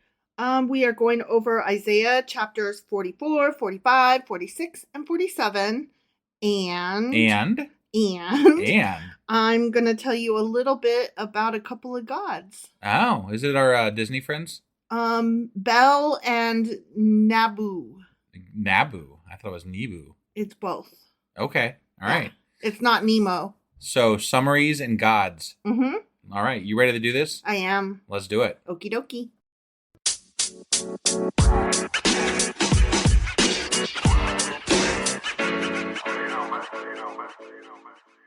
All right. So we're doing our Q&A. Okay. Saturday. Yeah. And let's start with Isaiah chapter 44. Okay. Yep. That chapter was basically turn to God, and also God went over the folly of making idols. Yes, he did. And the process of making them. Right. And that was when you were like, I'll burn wood. Yeah. In my little wood burner. Right. Yeah. And that happened. So idols bad still. Yes. Again. Yes. Right. And then also it was the first mention of Cyrus by name as the one who will deliver, as a prophecy. Sure. The one who will deliver Israel from Babylon. Which I think it's really just awkwardly weird. Yeah. Because it makes it obvious that this is a try-hard. Mm-hmm. You know, like, you don't have to think that hard about what's going on here to know that this wasn't a fucking prophecy. But Christians really hard believe it. Yeah, but that's because they drank the Kool-Aid. Yeah. Yeah. It's true. It's I don't have any other words other than that. But No, it's just to me it's glaringly obvious that this is a try-hard. They're trying way too hard to make this a prophecy. Completely agree. So, that's all. So then we move on to the next chapter, Isaiah 45. Yep. And that's when God specifically commissions Cyrus. Okay. And then he created everything. God did, because you know how it be. Yeah. Or he told us how he did that, right? Yeah. Because he likes to tell us over and over again. Exactly. And then he talks about how the Egyptian, Ethiopian, and Sabian peoples were conquered by Cyrus. And what are their names? The Israelites are going to see some of those treasures trickle down. But the problem is that Babylon is going to be defeated by Cyrus. Got it. Who will then set the Israelites free. Right. Yeah. Well, why? I don't understand. I don't remember them having treasures trickle down from those countries or whatever. I don't think that's spelled out. No, it's just part of like the prophecy. Something that he says in verse 14, he's talking about the fact that they paid homage to distant nations, and then those nations were named. Got it. And that they received treasures. I mean, basically what I hear throughout the Bible is, you guys suck real hard and I'm going to ruin you. And then, oh, I love you guys. Here's some stuff, but also you're worms. Right. Is that pretty much the gist of it? It's that borderline personality disorder book entitled I Hate You, Don't Leave Me. Right. Yeah. And then we hear more about Babylon's idols, and don't forget to look to the Lord for salvation. Sure. So then we get to Isaiah chapter 46, and that's where we hear about those two false gods. Bel and Nebo? Yeah. Or whatever. Yeah, and I'll talk about them in a minute. I just want to get through these chapters. Sure. But yeah, that's where we hear about those gods. Yeah. Okay. And the people are carrying away their false gods on carriages. Mm-hmm. And so God's like, those poor animals, that sucks. Real gods don't have to be carried. Right. And it's like, but we did carry you. We carried your fucking house. Right. Yep. Yeah. Across the goddamn desert. Remember? Yeah. Remember? Oh, I do. Yeah. I do. Yeah. And then he goes on to say that the Lord knows the beginning and the end, and he's, the great I am that was here before and after and all that. Right. Okay. And then chapter 47 was the chapter that we refer to as fuck Babylon, Babylonians are fucked. Right. And that happened. They were. Yeah. So I don't even need to. I mean, most of it was some of the wording was confusing somewhat, but once we figured out what the basic messages were, it was not there's not a lot to these chapters. No, not at all. It was just you had to get past the poetry of the words. Yeah, you have to just understand the overall message. And it's very simple. Yeah. God made everything and he's really proud of it. He doesn't want you to make idols and shit. He's going to kill some people because they suck, apparently, at this point. Mm-hmm. And he's going to use some guy that doesn't believe in him to do it. Yeah, exactly. And then, that's pretty much the gist of it. Mm-hmm. So there's that. Okay. So now let's go into our fun gods. This is the fun part. Okay. To me. Yeah. So Bel and Nebo were mentioned in Isaiah chapter 46. It says, Bel bows down, Nebo stoops low. Their idols are borne by beasts of burden. Right. That's a lot of alliteration. Yeah. And I thought it was interesting at the time that they even mentioned other gods. Right. Because it doesn't happen a lot. Like Molech was mentioned at some point. And, there's been a couple of instances maybe. Right. But this was a weird one-off right in the middle of this. Yeah, it was very strange that he's like, stop! Yeah. So that's because these two gods were actually being very much celebrated and worshipped at that time. Oh, okay. Yeah. Right. So Bel and Nebo were names of two false gods that the idol-worshipping nations served. They are the names of the pagan gods who might be familiar to us because Belshazzar contains Bel, and Nebuchadnezzar has the Neba. Okay. Nebo, Nabu. Okay. And Nebo and Nabu are synonymous. They're interchangeable. It just depends on which culture Right. of the Mesopotamian area says it. Sure. So that's why I say one versus the other. I gotcha. Okay, it just depends on whichever one comes to my head first. Right. Okay, but let's talk about Bel first. Okay. Yeah. Bel, Bel. Okay, Yeah. as opposed to Lel. With 2 L's. No. Oh. I'm saying Bel, Bel, as opposed to Lel. Oh, I see. Yeah. Like God L. Right. Like Yahweh L. Exactly. Okay. Exactly. The similarity just, continues to annoy and astound. Yeah. So Bel is a title signifying Lord or Master, much like El was. Interesting. Mm-hmm. It was applied to various gods in the Mesopotamian religion of Akkad, Assyria, and Babylon. Okay. The female form is Belit or Belit, Belit. Okay. In Akkadian. Okay. And it means lady or mistress. Got it. Okay. So these are titles less than they are specific names. Okay. Okay. Like doctor instead of, Mr. Smith. Right.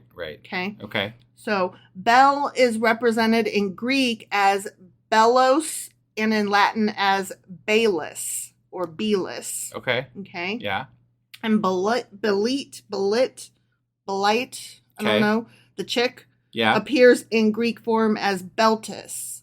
Okay. Okay.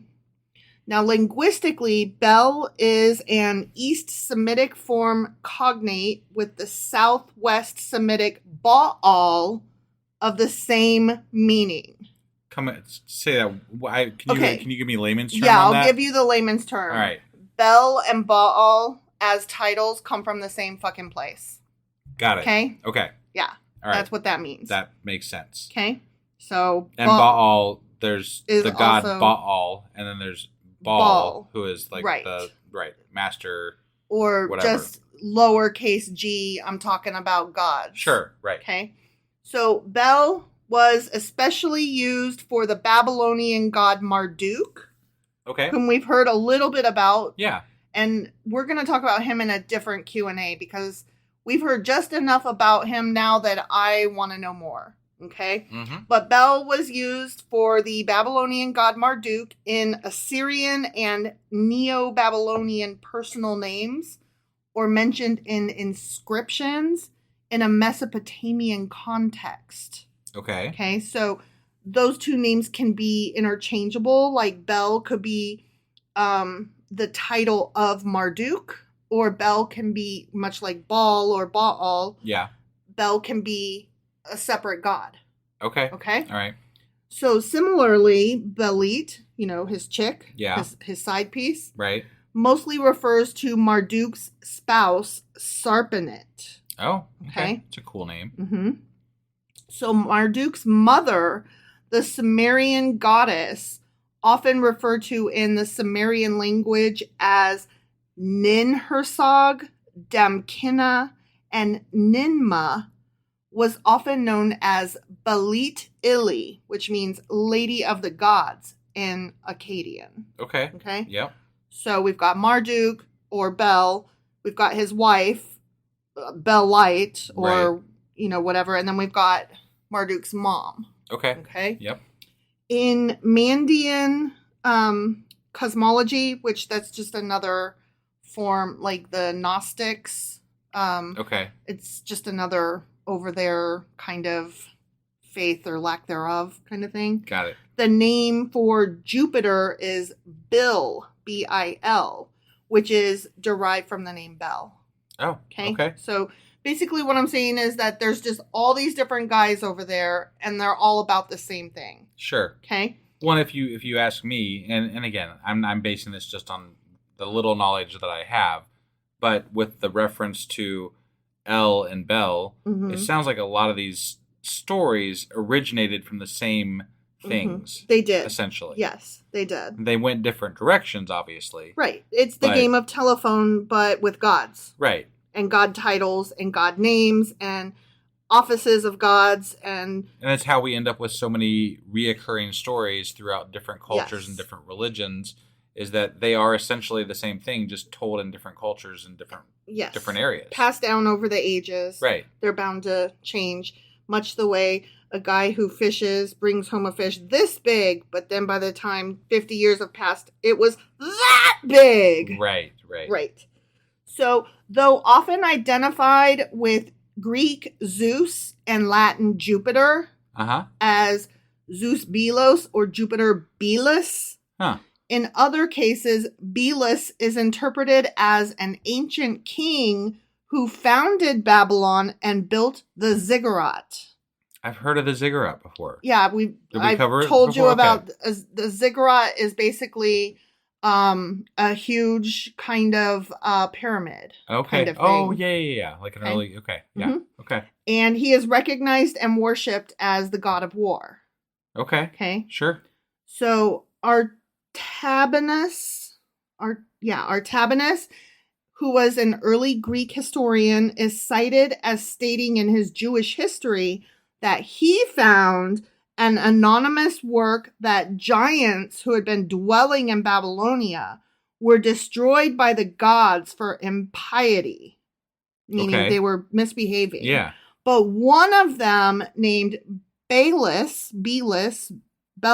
Right. escaped and settled in Babylon and lived in the tower which he built and named the Tower of Belus. Is that the Tower of Babylon? Who knows? Okay. Is it? I don't know. I'm asking this because I don't know if it was you and I talking about something or if I heard this separately somewhere, but I've heard people refer to Nimrod as some sort of a demon god type thing almost. That sounds familiar. And I think we talked about that. And that has something to do with the Tower of Babel also. Mm-hmm. And so I'm just like, I guess I'm asking this, like, we won't get to the bottom of this today, but there are so many stories that sound so similar. Well, and think about this. This one giant escaped, right. Much like the giant that caught a ride on Noah's Ark, right? You know? Which then also made an appearance in the Bible when they were fighting in Israel. Yeah. So who knows, right? Right. Yeah. So an early text by Abidanus, his book was called Concerning the Assyrians, which very early text. Okay. Yep. Like way back. States that the site of Babylon was originally water and called a sea, but Belus put an end to this and assigned a district to each and surrounded Babylon with a wall, and at the appointed time he disappeared. Okay, so that was all like in quotes. Okay, from that book. All right. This seems to be a rationalized version of the god Marduk's defeat of the Mesopotamian goddess of the sea, Tiamat, whom I've talked about before because I love her. Right. Followed here by Belus becoming a god. Okay. Yeah. And a little earlier in that same section, in a supposed prophecy by King Nebuchadnezzar claims to be descended from Belus. Okay. Interesting, right? Yeah. Okay, so now let's talk about, speaking of Nebud, let's talk about Nabu. Okay. Okay? Sure. So Nabu is the ancient Mesopotamian patron god of literacy, the rational arts, scribes, and wisdom. He was also the inventor of writing, a divine scribe, and a god of vegetation. So he dabbled in a little bit of everything. Sure, yeah. He's the son of Marduk and Sarpenetum. Okay, all right. Okay. And those were the two big ones, right? Mm-hmm. Yeah. Yep. So now we've got Marduk's son, or Bel's son. Yeah, which is Nebuchadnezzar, whatever. Right. Yeah. Exactly. So interesting. Yeah. Okay, so Nabu wore a horned cap and stood with his hands clasped in the ancient gesture of priesthood. He rode on a winged dragon known as Sarush. That's really cool. Right? Yeah. That originally belonged to his father Marduk. In Babylonian astrology, Nabu was identified with the planet Mercury. My dad never passes down a dragon I can ride. Neither. Why don't I get a dragon? I would like to put in a complaint. Yeah. Because I didn't get one either. I didn't get one because I'm a girl. I don't know why you didn't get one. Right? You're also the oldest son. Yeah, I should totally get a dragon. You should call your dad tomorrow and ask, like, where the what's fuck's up? my dragon, man? Yeah. Like, do I have to reach a certain age? I'm old. Can I have it now? So in Hellenistic times, meaning Greek, Yeah. Nabu was sometimes identified with the Greek Apollo as a giver of prophecies. Okay. Because, he's the guy of writing, the god of writing and stuff. Right. So right. prophecies is very similar. Yeah. Okay. As the god of wisdom and a divine messenger, Nabu was linked with the Greek god Hermes, the Roman god Mercury, and the Egyptian god Thoth. Okay. Okay. The Akkadian Nabu means announcer or authorized person, and the Hebrew Navi, and all of those mean prophet. Interesting. Yeah. Okay. I thought that was very cool. It's interesting how this all translates. So like it goes from like your Babylonian areas and then it translates in all these other Mesopotamian areas to then being like part of the Greeks and part of like this. Yeah. It's the part that amazes me about all this, these works, these gods, these things, is that they're all so interconnected, and yet no one really talks about that in modern day religion. Like it's not, it's all there to be found out, but why aren't we asking these questions? Why aren't we talking about these things? Why aren't they part of the narrative? Like you and I had to do a Q&A 3 years into our podcast to read about these gods, you know? Yeah. Like, and how they're like, oh, by the way, this guy's also sometimes Hermes. Right. Like, we've heard of Hermes. He was the Greek god with the fucking wings on his feet, Sure. And here's the thing. We all know, like I would assume that most of the people, most of our fans, most of you out there have heard or know that, all the stories that happen in the Bible are based on older stories, are based on, like it's all regurgitated, stories, legends and myths and stuff. Right. But it's something that never gets discussed, even though there are very direct, links to these other gods, to these other stories, to these other things. And I feel like if you're going to be so immersed in a religion, you would want to know and talk about these relationships to these other gods, to these other things, because it is something to, like, it informs your God. Right. And I couldn't imagine not being curious about it. Right. Like saying, oh no, I'm only going to accept exactly how somebody else told me to relate this information to my religion. Exactly. I'm not going to dig any further, even though there's names of gods, even though there's stories that are from other gods, even though there's all these other things that point to outside of my religion. I'm never going to look into it. I'm never going to dig deeper than the surface. I guess that's what gets me, because I'm interested in a lot of things. I'm interested in writing. And so I spend a lot of my time, because I'm interested in writing, I read a lot of writing guides, some of them that, contradict each other in advice, or memoirs about writers, from writers. Yeah. And I watch a lot of writing YouTube videos, and I listen to podcasts about writing. So I'm exploring my interest that that informs who I am as a person, right? Like I am a writer. I love writing. And so I research writing all the time.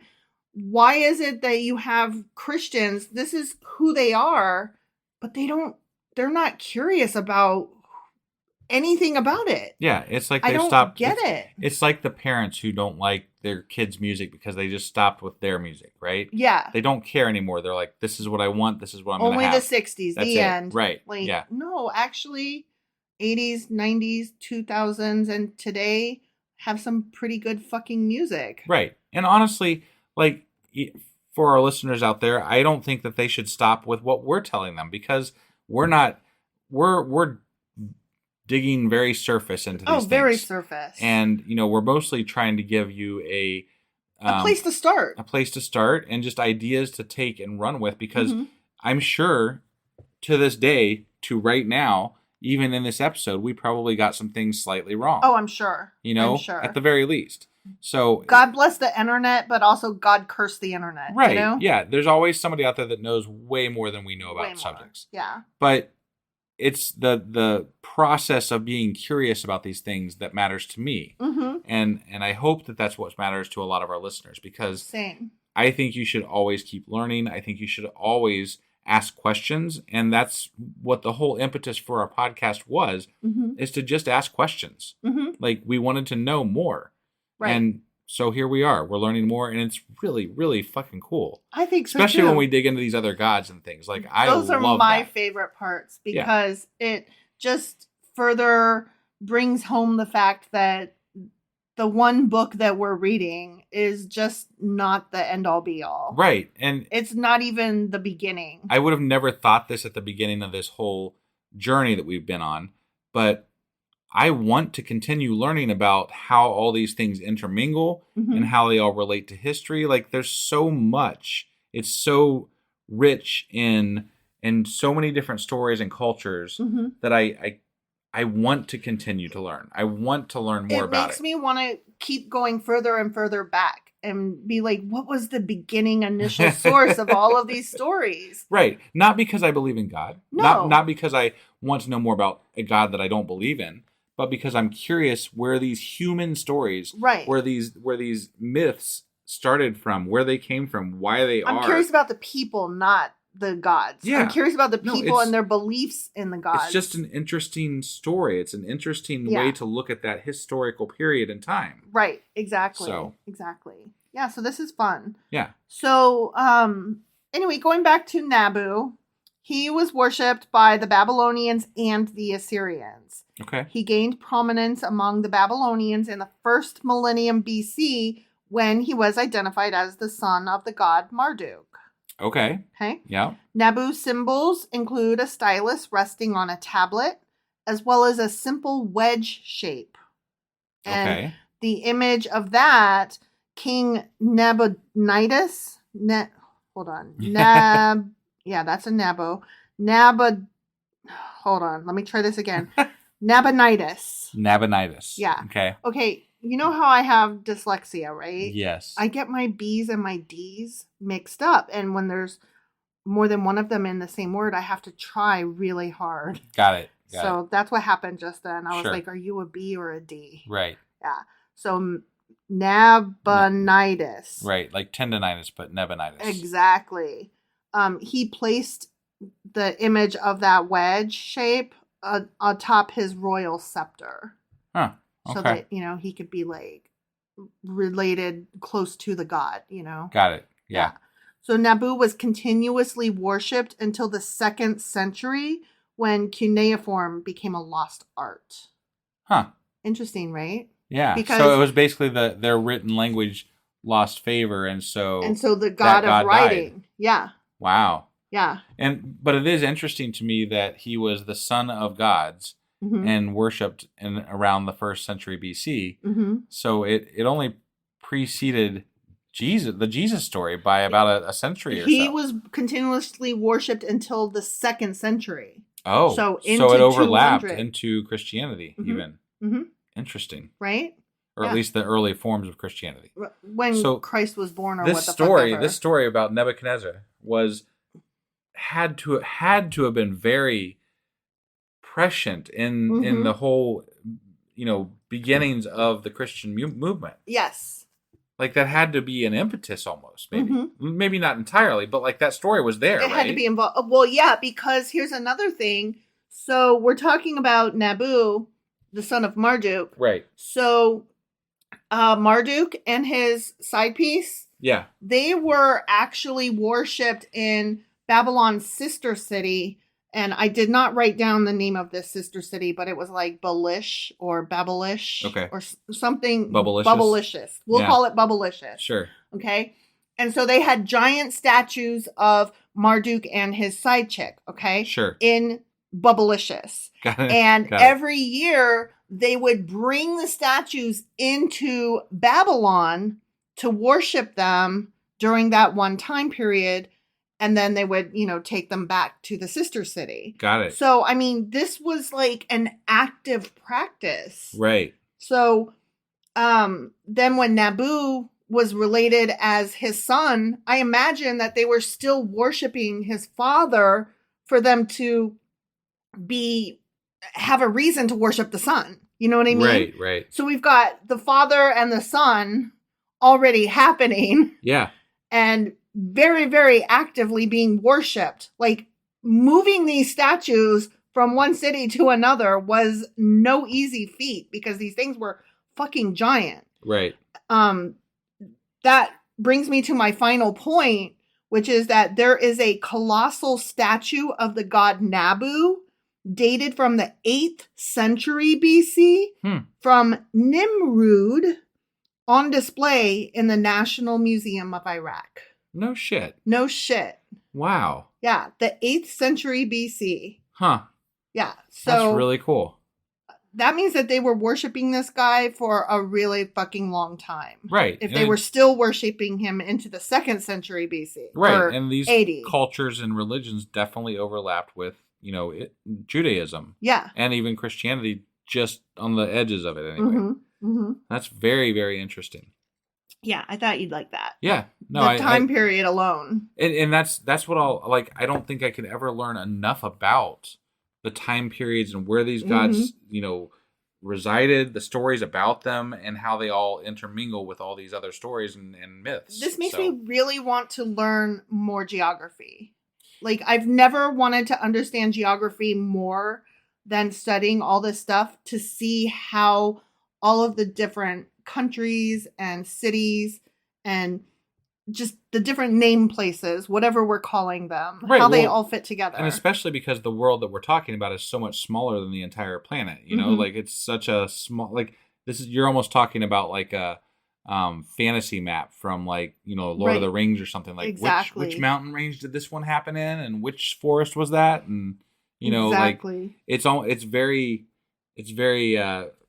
fantasy. Like the whole idea of this whole thing seems very much like a fantasy book. So that's why I think that's part of why I find it interesting too. Sure. But you said that was the last thing you had there? That was my final point, yes. All right. Well, I'm thoroughly enjoyed learning more about those gods. So I hope you guys did too. And I will be we'll be back tomorrow, and tomorrow's Sunday, so we'll be back with Patreon. And then I'll get the weekly wrap out, and then we'll be back on Monday with 48. 48. Yeah, Isaiah chapter 48. I was trying to pull up the other window. I thought wife might have been prepared, but she wasn't. So well, I didn't know you were going to ask me that. I ask you literally at the end of every weekend episode. And am I ever prepared? Actually, I ask you at the end of every single episode. So, but am I ever prepared? You are very rarely prepared. So who is the bigger problem here? Me, who's never prepared, or you, who doesn't learn and act accordingly? That your wife will probably not be prepared. Yahweh for not existing and not telling me what to do. Facts. Yeah. So, whatever. Yeah. Well, maybe we'll do better in the coming new year. # goals. All right. That was our podcast for today. We will see you guys next time. Bye.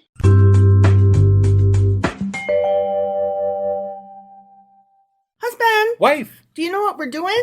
Well, we're getting to this a little late, and I blame New Year. Yeah, because we kept saying, we'll just do it tomorrow, and then it was New Year's Eve, and we were like, the next day, and now it's New Year's We always forget every single year, this time of year, everything is way too fucking hectic. Yeah. And we never see that we until never we're plan on ahead. it. Because, you know what? Here's the thing. Because we're homebodies, and so we don't normally have to plan around family events because we don't do a lot during the year. Well, it's just this end of the year time period that suddenly we're like, oh shit, we have to go to all the houses all at once. Yes. Yeah. So that happened. But so we are doing a special episode today. We are. Which is our Patreon. That's right. And what are we doing what are we going over today? Well, I thought that we would do like your standard end of the year, beginning of the new year, retrospective and looking forward kind of thing, and at the same time, kind of have one of our meetings that we have every once in a while, but you have mean it you and I, like you and I on the air, on the type air meeting? Yeah. Okay. Just kind of share our thought process and how that works and what we're hoping to do in the coming year. Okay, well that sounds good. Yeah. You ready to hop into this? I am. All right, let's do it. Okie dokie.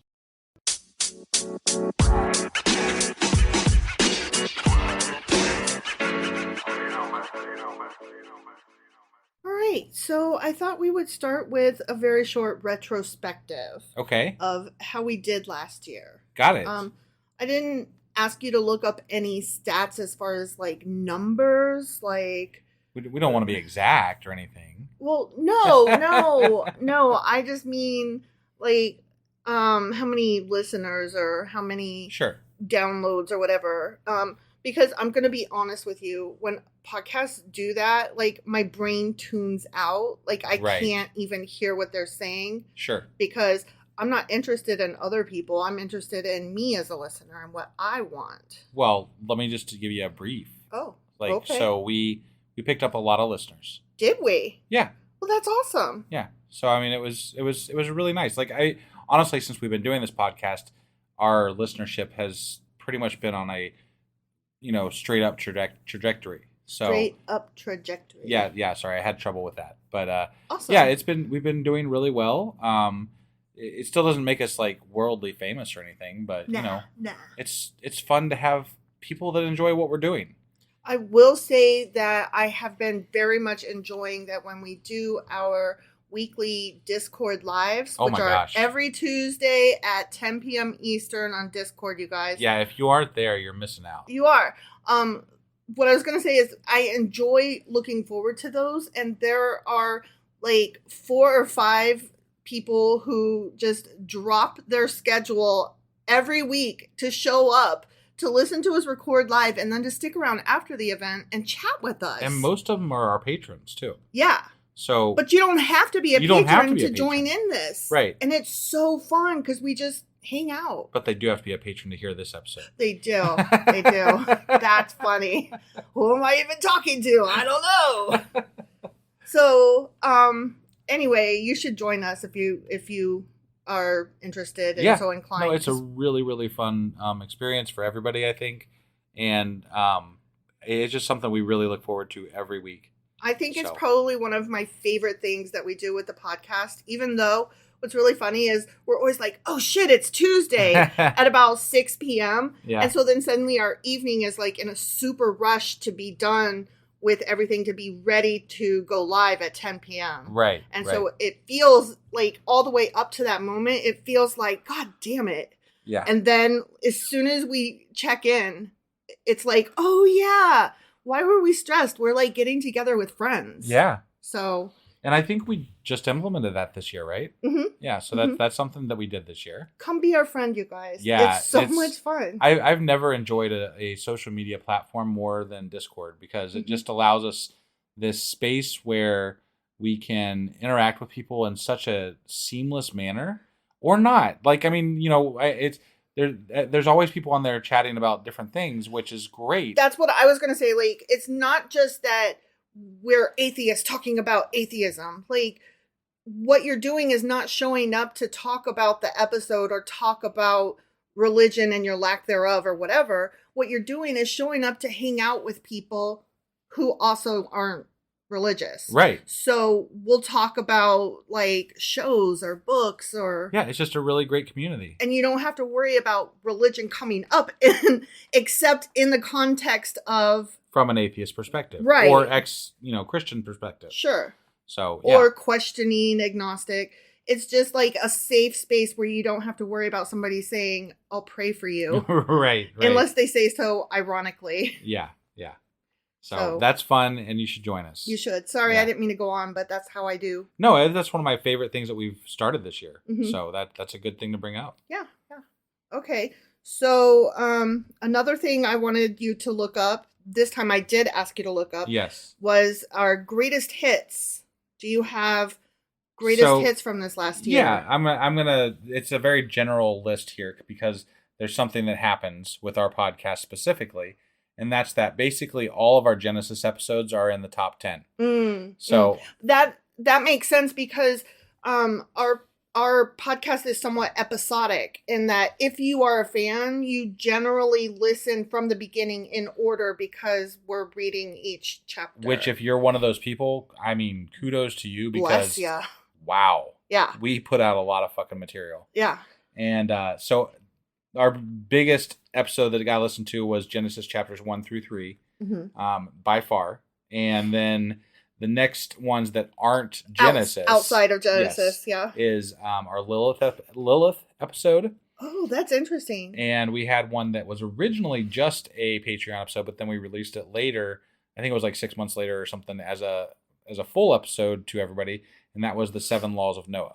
Oh, so those are our other 2 that made the top 10 list. Oh no, what happened? Well, this is a special Patreon episode, actually. Which means that they need to go to Patreon and subscribe as a patron in order to listen to it.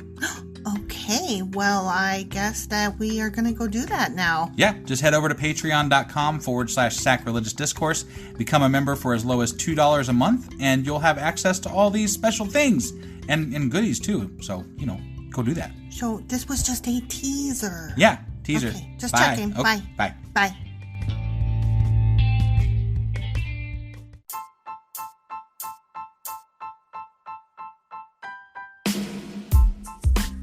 Hey, wife, I guess that's the end?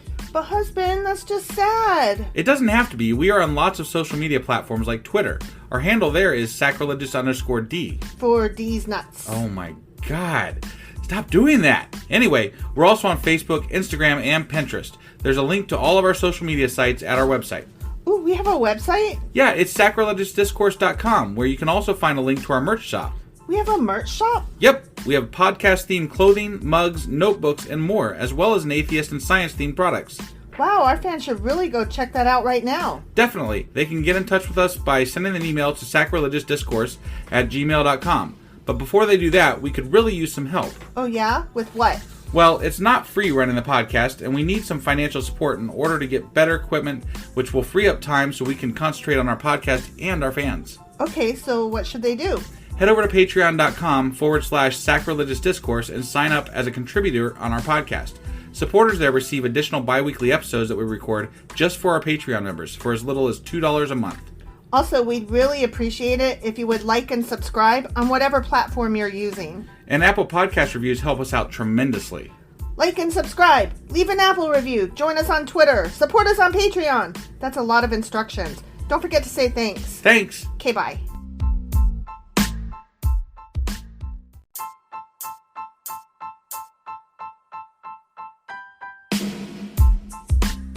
Hey, wife, I guess that's the end? But husband, that's just sad. It doesn't have to be. We are on lots of social media platforms like Twitter. Our handle there is sacrilegious_D. For D's nuts. Oh my God.